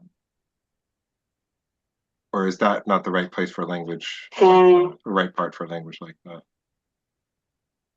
And not define it as 75 foot, let it be, per permit. just I'm okay with making it less than 75 feet. I mean, I can go with 35 if it's. Mhm.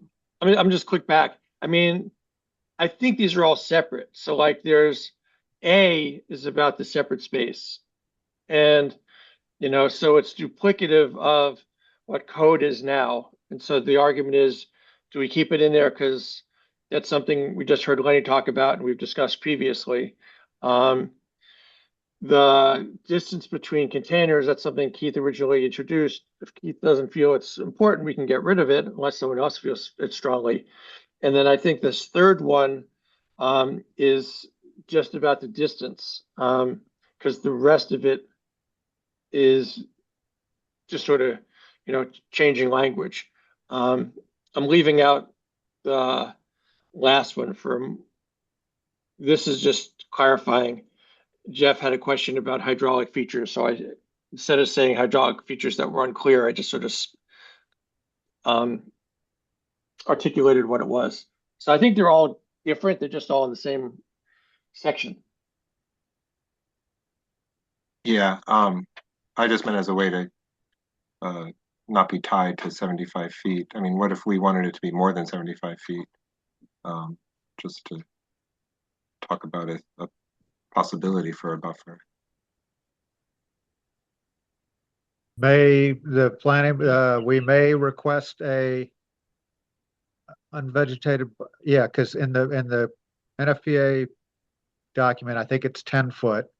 So put in there that the planning board may require a buffer that exceeds that in NFPA 855 or something like that.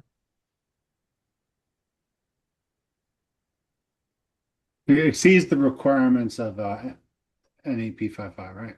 Yeah, something along those lines.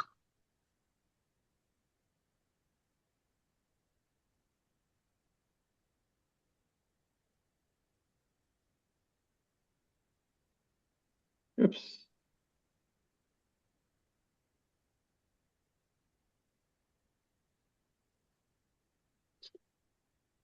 So I'll make a motion. How's this? I would move to keep A as original. I would move to delete B, and I would move to accept the changes in C and D.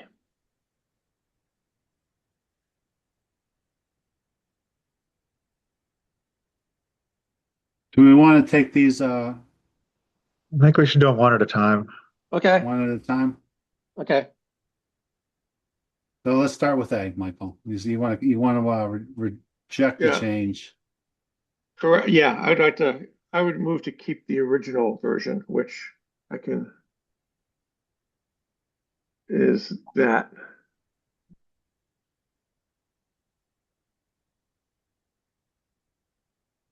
I would say consistent with 8135. I mean, we want it consistent with NFPA, right? What's 8135? 813.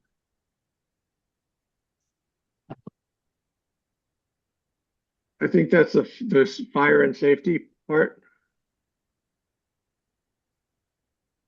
I'm loath to scroll down, but Yeah, I think it's the safety and emergency and yeah, safety and emergency requirements. yeah. Firefighting and heat suppression activity shall comply with best practices established by NFPA. Blah blah blah.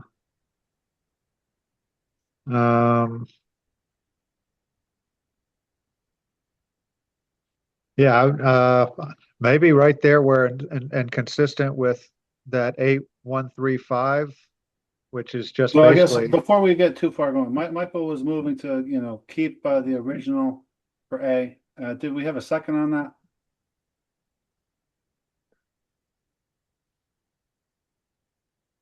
I second that. All right, so you second that, and now, Keith, would you like to move to amend? yeah, I think, because section D of that 813 basically references firefighting heat suppression activity shall comply with NFPA 855.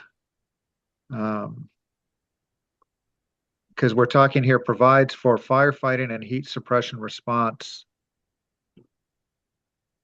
Why don't we, instead of referencing our follow-on section, just reference NFPA 855 and other relevant firefighting policies or whatever. Yeah, something. I'm good with that. All right, so you second that amendment, Michael? Yeah. All right. And all right. I don't know if it's proper parliamentary procedure, but since we've got well, yeah, whatever. So we'll vote on the amendment real quick and then we'll vote on the main motion. All right. So we'll say, are we good to vote? Any other debate? All right. Tekiera, Aye. Hasty, Aye. Weston, Aye. Dressler, Hi. Seifert, Aye. Pycroft. Aye. All right, I'll abstain. So the amendment carries, and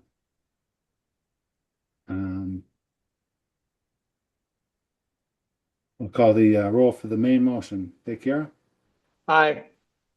Hasty. Wait, what are we doing? This What? is going back to the main motion. I wanted to combine. I don't know. I'm trying Yeah, whatever. Aye, sure. Weston, Aye. Dressler, Whatever. I mean, hi. Seifert, Aye. Pycroft. Aye. All right, I'll abstain. The motion carries. Yeah, let's go. All right, we got it. All right. So we're We're at we're this good with one. that. I'll move to delete the individual containers paragraph. I second. All right. If no one else is opposed, we could probably just delete it. We'll call it. Oops. That's all right. Now, where are we at with this now? I'll move to accept the changes with an update from 75 to 35 for All right. for what's Does currently everyone- B. All right, so show us the changes. Go to make it to I think it's simple markup. And we're going to change the 75 to a 30.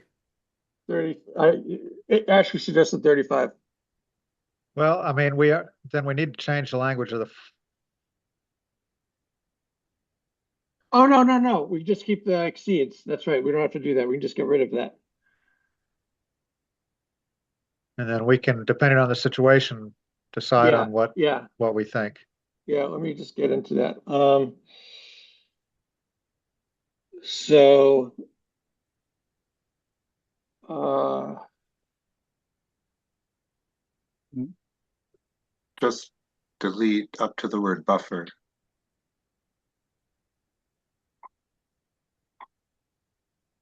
here, Include the word buffer. That's how I Right. read. okay. Can you check, So, please? yeah. Right.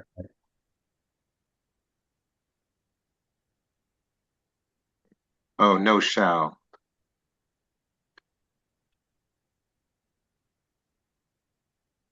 So somehow we just need to define that the buffer is Or maybe- for flammables.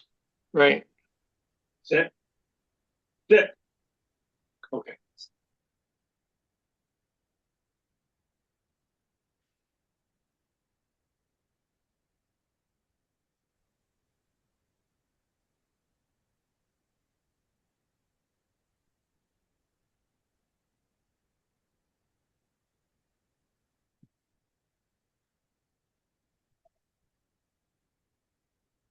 How's that? Battery energy storage system is located external to the data center. The planning board may require a buffer that exceeds the requirements of NFPA 855. The buffer shall be between batteries and combustible materials, including vegetation. Everyone good with that? Uh-huh. All right, we'll accept that. And then another thing, Michael, is if you go back, if you press like the red line again, and up there on line 4, if a lithium ion batteries are used, I think we reject that change based on the last motion you did for A. Right? Or That's just the lead into all this stuff. right. But currently it's deleted. Oh, I want to. So yeah, so right click and yeah, there you go. Okay, got it. Okay. So this we can accept as is. Yes. Yeah. Okay. And anyone have an issue with defining of the hydraulic features? Good, yeah, accept it.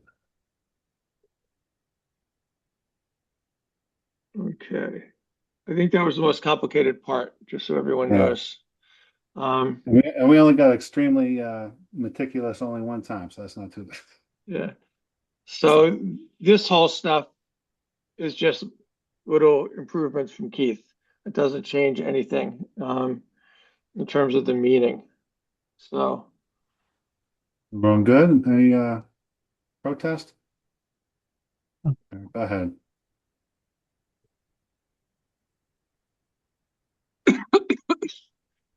um so we're now at that the water question that we had earlier about the intake and discharge. Right. And there was Jeff suggested this alternative in red here.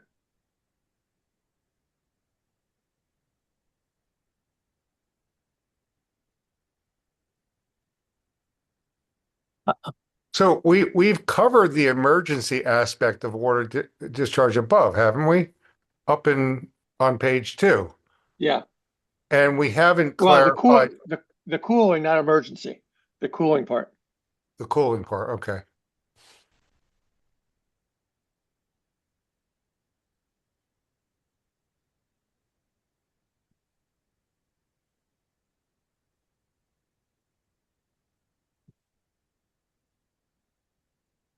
I think the hangup is the water intake and discharge part. Is that what the issue is? Yeah, because it's not it sounds like it's similar to what we said above, in my mind. What Keith explained before, if you want to use toilets or if you have a sink, that doesn't feel like it feels like preparation, and then actually preparation for an emergency. What is it? Isn't that covered under above? Isn't that emergency stuff covered in the language on, well, it was on page 2. I don't know where it was now.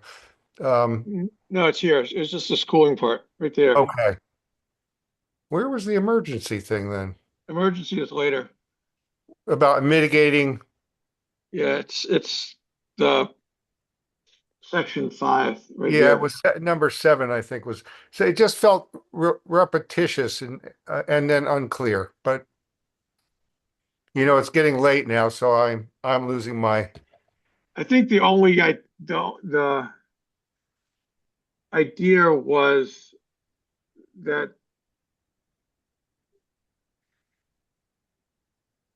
I mean I think Kat made a similar point that if we're not allowing water to be used for cooling, which is the major usage of it, a toilet's not going to endanger things. So Correct. In that regard, this might not be necessary. I think that's that's my point. Because if they have to sink a well for domestic purposes, they have to go through the health department anyway. Right. Yeah. And they'd have to do their whatever the Title V business. Yeah, that's right, Keith. Title V. Okay. Anyone object to getting rid of it?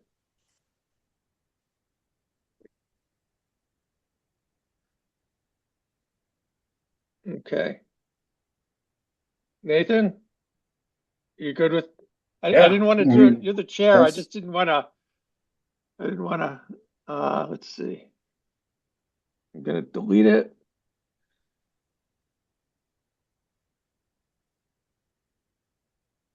And then I'm gonna accept. Okay. There it is. Okay. And then we get a free ride for a lot of this. We're almost done. This is all nothing we have to deal with. So this is getting back to the emergency response stuff. And these were edits from Kat. She added the containment, this part, I think it was this part. Containment, let's see.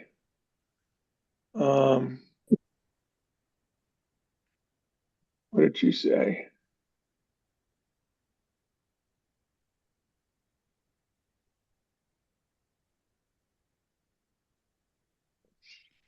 Oh no, her point was at the beginning. It was the whole letting it burn.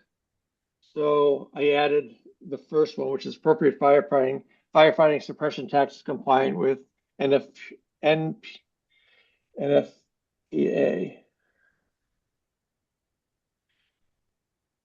That's screwed up. Sorry. And so basically adding this as a nod to protecting things, and then this is the thing that I added that I was mentioning earlier when Lenny was on, that they would have to approve the emergency response as opposed to just be consulted. So there's 2 separate things. One is number 1 is Kat's suggestion, just to codify.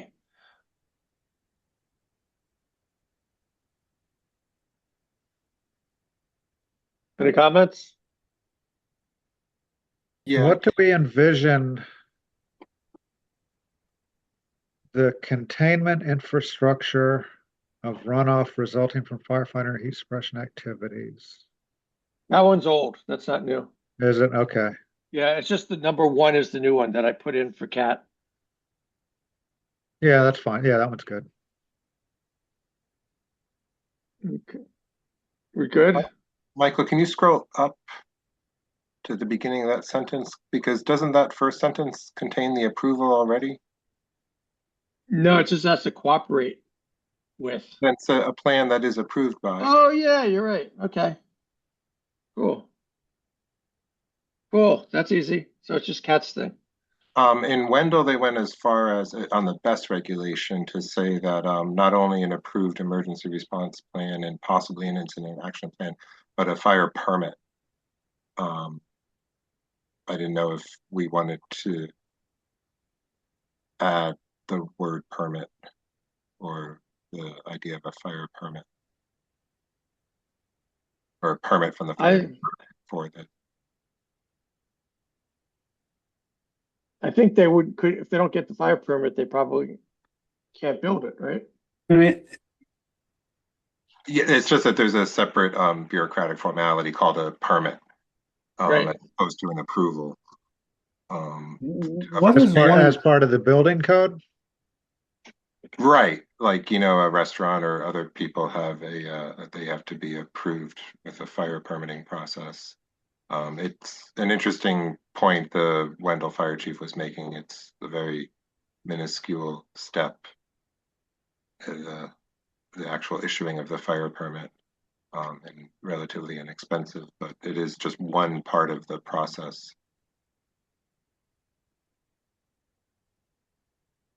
When you had mentioned it earlier tonight, I thought that was the word I would be expecting was the word permit. We could have just added a sentence in there as well. That's kind of different than the emergency plan, though. Yeah, it is.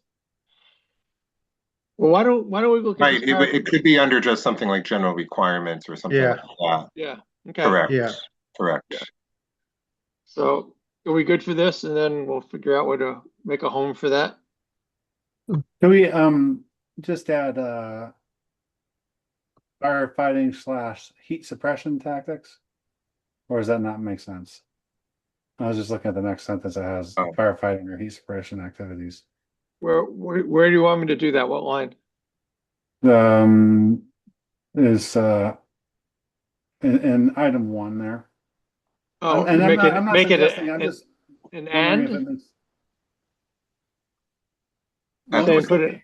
Heat here or it's fire. firefighting suppression tactics, and the next sentence under 2 is firefighting / heat suppression resources.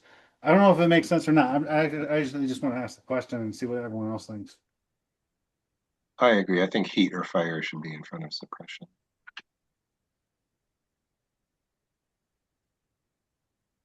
I don't know. I mean, I don't really care that much. I mean, it's Is that what you're well, saying? I think, yeah. I mean, it's, Okay. Yeah, that's fine. I didn't get it.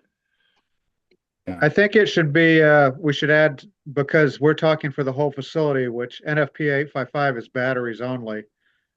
So we need to appropriate firefighting heat suppression tactics comply with 855 and whatever other relevant. I don't know what, the fire chief uses when he, to guide his activities, but. Yeah, NFPA 855 and any other relevant guidance or something. state fire code. He referenced the CMR number. Yeah. But So I mean, I don't know, the state fire code goes into actual firefighting, Right.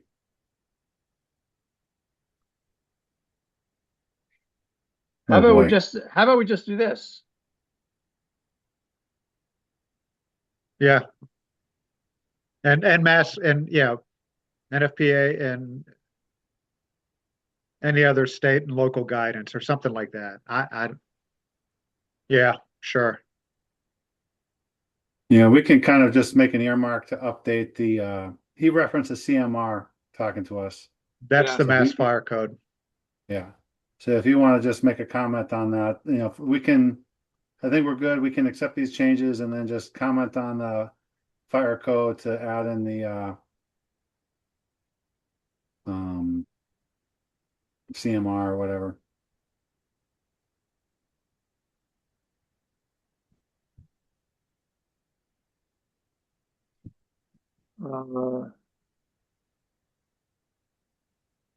Oh, look at that, Keith. That's sort of captured it right there.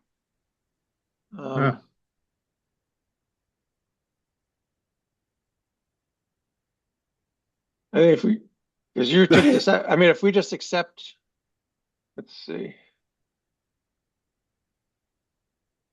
If we got rid of 855 and just said NFPA, that would capture everything. Yeah, sure. Okay. All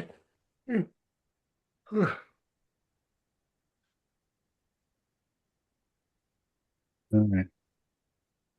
Okay, we're almost there, I promise. Hmm. I think. It's wishful thinking, Michael. I know there's big gaps not having to do with anything. Um, uh,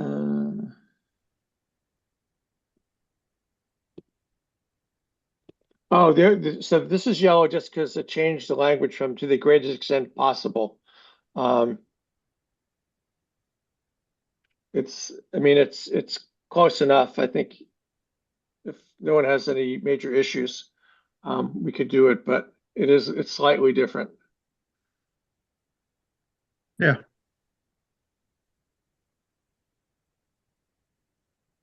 You guys reading? Yeah.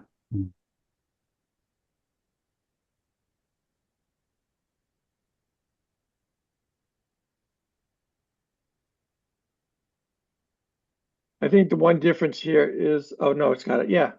Okay. So you're suggesting shortening it to make it more concise? No, that was you. Oh. I knew I liked it. I like the original, but I'm willing to go with your edits. It's not, I mean, I prefer the original, but it's not that radically different.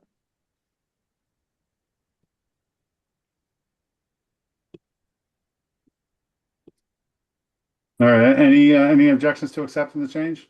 Nope. All right. Okay, this is gray, so it really doesn't, oh, this is key, actually. So for the mitigation of drinking water protection, Let's go before you do that, Liz. You got a few changes up in A, Michael. Mitigation of air pollution. Oh, yeah, and those are- striking and/or burning of fossil fuels. okay, if it doesn't really change anything. Yeah, we're good with that. Yeah. Okay, Good. thanks, Keith. I mean, Nathan, so Kat had said that the Board of Health didn't have the expertise to do this. So I just took the Board of Health out and put an expert in the field. So everything else stays the same. And then Keith had suggested taking, I think it was Keith, you said getting rid of the within Shutesbury part. So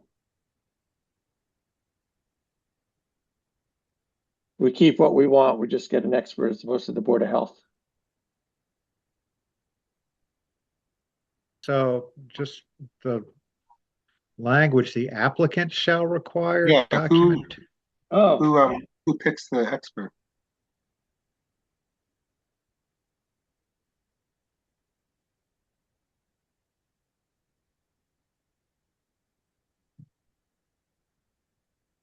there.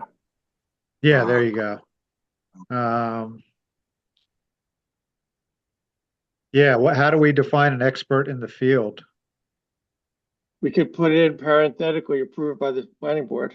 Let them figure out what it is.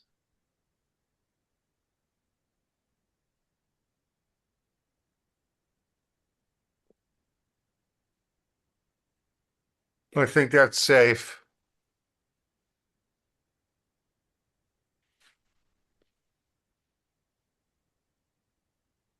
You good? Yep. Well, Yeah. let me ask you a question. Okay. Is something like this needed if they're not going to be using water for cooling? You know, the only water they're going to do is toilets in Title V. That's a good question.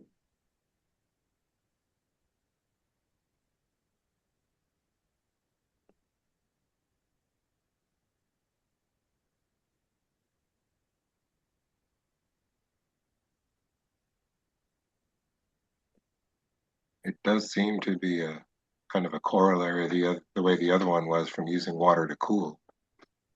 Yeah.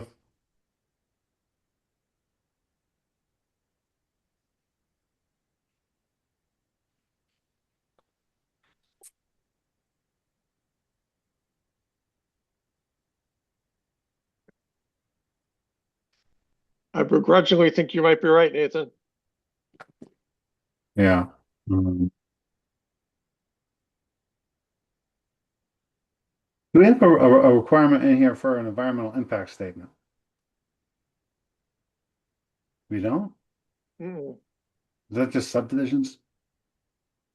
I think we put it anywhere we want. We have, I don't even think we have it in the solar one, actually. It's interesting. I mean, we could change that.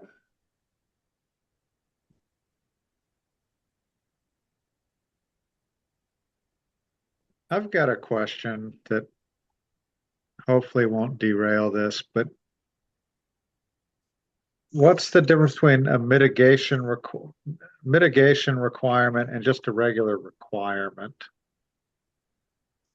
Well, there's part Because of mitigation typically is to avoid or compensate or minimize some detrimental effect. I'll confess, part of this is the structure that Jeff Lacy created in 2016 for the solar. And Yeah. just sort of, so there's design requirements, there's mitigation issues, and then there's required documentation. And so there's a little bit of overlap with each of them. I think it's a good question. Without reinventing the wheel, I think it's a little bit mushy. Because I think like mitigation, like for the solar, the mitigation would be the 4-to-1 forest thing. That's to me clearly mitigation. But a lot of these are just they You just could seem argue- like requirements. You could argue that's design too, or a requirement. Yeah, Like yeah. we're requiring design that is built in mitigation. Yeah, but it's mitigation for forest loss or carbon loss. From cutting down the forest to Yeah. make space for it, right? No, I mean, Keith is right. The mitigation for drinking water protection doesn't make sense. You could say mitigation for, I don't know, like a, wastewater discharge. If there's wastewater discharge, you want to mitigate that, right? They have to install like some kind of filtering system or whatnot, right? So we would change this whole section. But isn't No, 'cause mitigation isn't that a Board of Health issue? I think, yeah, either that or Mass DEP, yeah. But I mean, it's not. I'm just more talking about like what Keith is getting at with what mitigation is, right? If there's an environmental impact, what are you doing to mitigate it, right? Like if you're running backup generation, right? For mitigation, you have to either have it housed in like some kind of soundproof building or build, some walls around it to buffer the sound or, something like that, right? That's the kind of things we're talking about with mitigation. I mean, generally speaking. So I don't know what, Like F, the mitigation of land of environmental importance. yeah. Well, I mean, I almost think that we could just do away with the mitigation requirements and just lump all these as requirements. I mean, yeah, I think that's fair. Let's just change this whole section title. Right? Is that what you're saying? Well, I'd say what I'm saying There's is, already a requirements section. yeah, just do away with this subsection of mitigation requirements and just make it a continuation of requirements. Is everything? Because I don't really see anything Yeah. that differentiates it from anything else we're just asking or we're telling them they must do. They must So how about this? once we're finished and I'm out of track changes, I can copy all this stuff and put it up higher where the Yeah, Yeah. requirements is. Yeah. Okay. That works. okay. Okay, so with this water protection thing, should we get rid of it because it's no longer relevant? Yes. Yeah. Okay.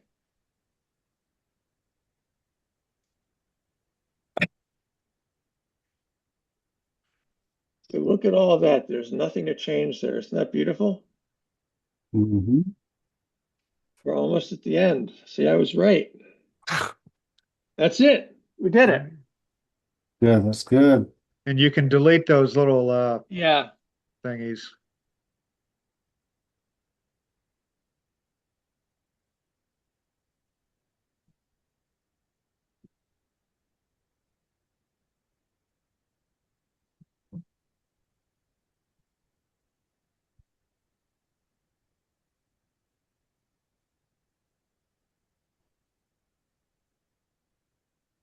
Michael, did you ever find a way to download 855? I did. Really? Yes. Uh, Last night. Okay, share with me when you have an opportunity. Yeah, I was trying to figure out how to do that without getting in trouble because um but anyone who listened to the entire meeting probably won't care. But yes, I did. But yes, I did do it last night. I just went through the whole damn thing. So yes, I can send it to you. Okay. Awesome. Well, that was fun. Hey, very good, everyone.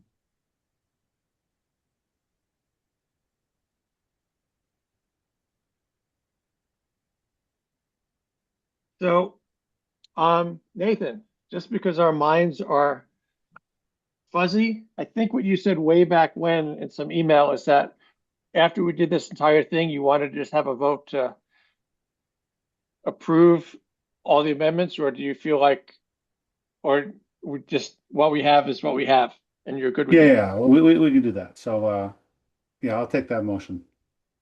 Okay. Is everyone comfortable with the draft we have and ready to just count it as our?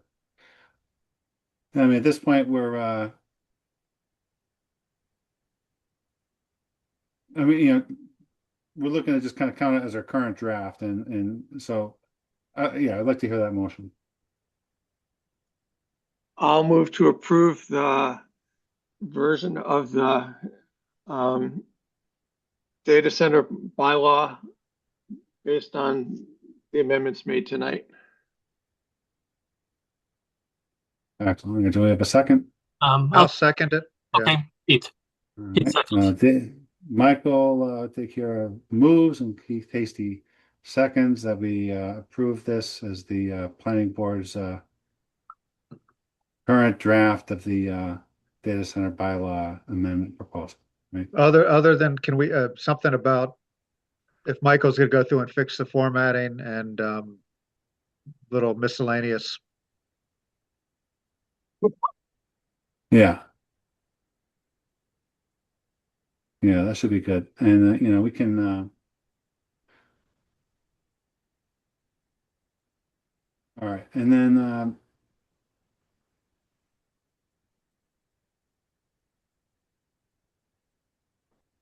well, yeah, any other further discussion on it?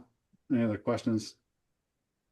Just next steps. So I think you and I Yeah. are talking to Donna on Friday, and then you had wanted to, in the agenda, it says public hearing. Our next official meeting is March 9th if we wanted to do it then.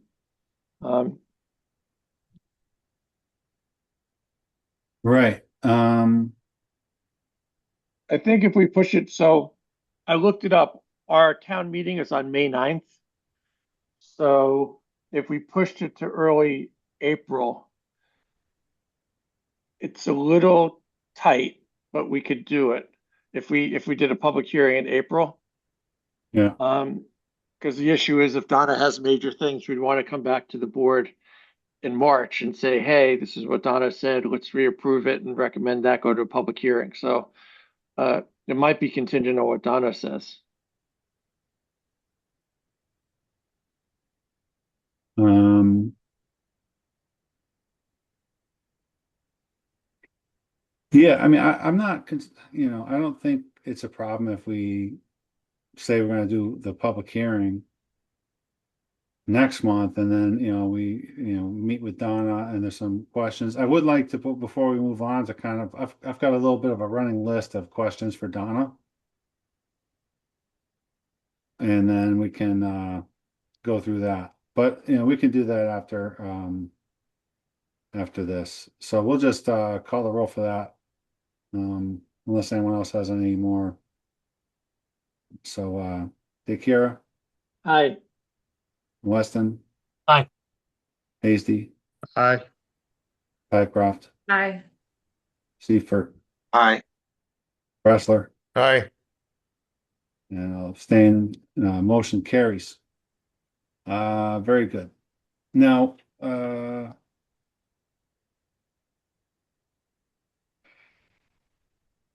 here's what I have for legal questions. Is there any question of the need to have a specific definition for small data center and micro data center? Given that it's in the use table, just as a check, right?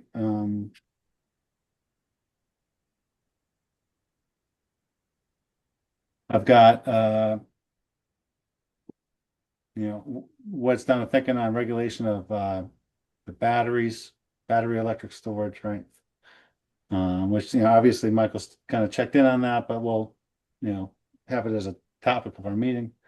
Missing anything for water protection, right? Kind of going over some of the changes we just made there, right? But, we don't allow water use for cooling. Do we need to have anything in place for point source discharge, or, is there any consideration for different Title V requirements for non-residential uses, that kind of thing? And that's what I have that comes into my mind at the moment. Does anyone else have any questions about? Yeah, the only thing I would maybe ask is, there's something in there about prohibiting certain fire suppression, prohibiting PFAS and fire suppression activities, which Did we leave that in?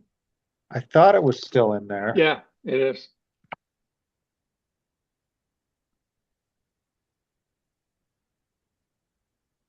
You want to know if it's okay? Yeah, like if we're getting out of our lane as far as, would that open it up? Fire department rolled up and said, all we've got is this, it has trace amounts of PFAS. We're not going to fight the fire. Yeah, no, it's a good question. Do Anything we have else? the authority to tell the fire department what to use? Yeah. I mean, yeah, no, it's a good question. Yeah. Any other legal concerns from anyone? Feel free to, just so we do have something, was it Friday, Michael? Friday at noon. At noon. At noon, okay. Or is it 1? No, it's noon. Okay. Yeah. All right. Yeah, so if you have anything, just email Michael and I. Then we can do it. Okay. So we got that. We want to talk about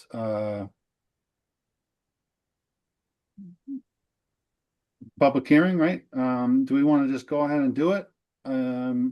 Give us a whole nother cycle to do the report? Or do we want to post it, put it off until April, which is also reasonable, and then just be prepared to get that report in writing and approved during that meeting, or have a subsequent meeting to make sure that we have a report voted on by a majority of the board?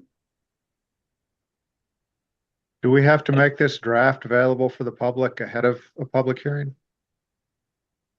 Yes. And I would like to make it available anyway. I mean, how much, how long before, I guess? I mean, I would, at the time you post the legal notice, it needs to be available. Okay. And that's at least 2 weeks before. Gotcha. And I would think, if unless Donna had huge issues, which I can't imagine, she'll have maybe some tweaks. We can bring that to the public hearing and we can discuss it if we need to incorporate it. So like we'd have this version, the public could see it, we could come to the public hearing, say Donna made these things, collect people's input and Donna's input at the same time. So it seems like doing it at March might make sense in that regard. And, I think one benefit of having some of these questions come up about, parliamentary procedure and town meeting time and everything like that, I feel like I'm personally a little bit more comfortable with, the process around it, right? With, so we have a draft we post when we post our legal notice. And, we're going to get feedback from Donna. We're going to get feedback at the hearing. And we say, all right, we're going to make a bunch of changes. I mean, we're not going to, regulate, I don't know, like a steel mill instead of a data center, right? But, we can mark it up and say, oh, what were we thinking? We should condense this or we got to rearrange it. We're going to do all these things to it. And it's okay. And we just get another draft. And especially if we do it this month instead of April.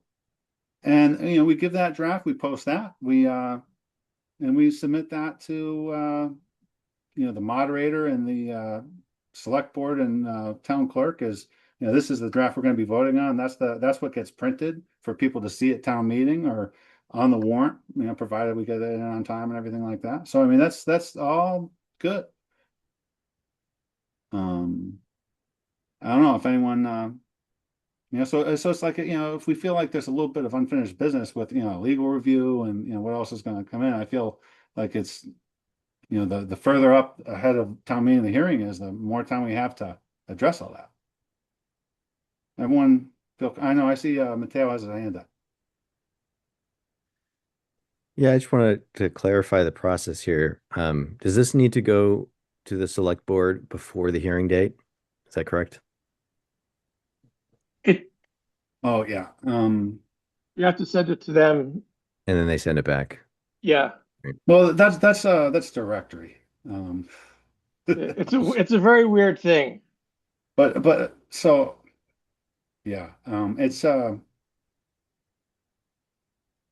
there's a website, frequently asked questions, on the Attorney General's municipal law unit that specifically says, and we've ruled that section of the bylaws is directory, and in acknowledgement that planning boards often draft their own bylaws for town meeting. So this thing of like, oh, the planning board is going to draft the bylaw, give it to the select board, and then select board gives it back to us, is that's not a fatal procedural flaw where messing up the notices could be. I've always seen it as informational. It's a heads up to the select board to know what's coming. Oh yeah, no, I mean, we definitely should, send them a copy of it and let them know that we're doing a hearing. Absolutely. But it's, to know that that's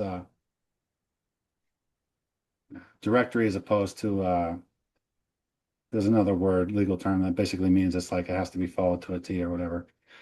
And it's confusing because obviously, like, how are we supposed to know what they're really strict on and what they're not? But it's anyway. Do we have any feeling on it? You're talking about the hearing? Yeah. Do we want to go for it? I think we should do it in March. March. Okay. I like it. And it's going to be March 9th. Okay, so bring your popcorn. Popcorn. You go to a movie, you bring popcorn. Oh, for because it's a hearing? Yeah. Right. Oh yeah, the show. I think okay. My understanding, the hearing is we just listen, right? We're not entertaining questions. Well, I mean, we would entertain questions, but it's, I I mean, it gives, the hearing is for the public to, come and have an opportunity to be heard on the proposed amendment. And we could ask questions about why we did something or other.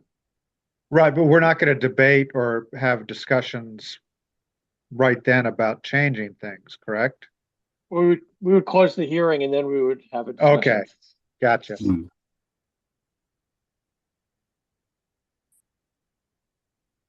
Yeah, so do I hear oh, before I do that, we'll say like 7:10, just to give some time for public comment and whatnot at the beginning. I'll move, we have a public hearing on data centers on March 9th, 2026, starting at 7:10 PM. Okay, and do I hear a second? I'll second. Excellent. All right. I'll call a roll. Bressler? You're muted. He's asleep. Steve, are you there? All right, take care. Leslie? I'm sorry, I was on mute. Good. I was on mute. Hasty? Aye. That's an aye. Pycroft? Aye. Seifert? I, And I'm an aye. And Weston. Did I call you? Oh, Weston? aye. Okay. I miscounted on my fingers. It's okay. Okay. Motion carries unanimously. Very good. All right, we've got a public hearing set. And I think we might have had a few other things. It can wait. Yeah, I think so. Yeah, I was just gonna do one thing on member updates. I know I heard that Tom Seifert has pulled out papers for the select board. So I don't know if that's final or not, right? You're working on doing that. So I wish you the I best have of some luck. signatures. Thanks for mentioning it. I wish you the best of luck in your Thank you.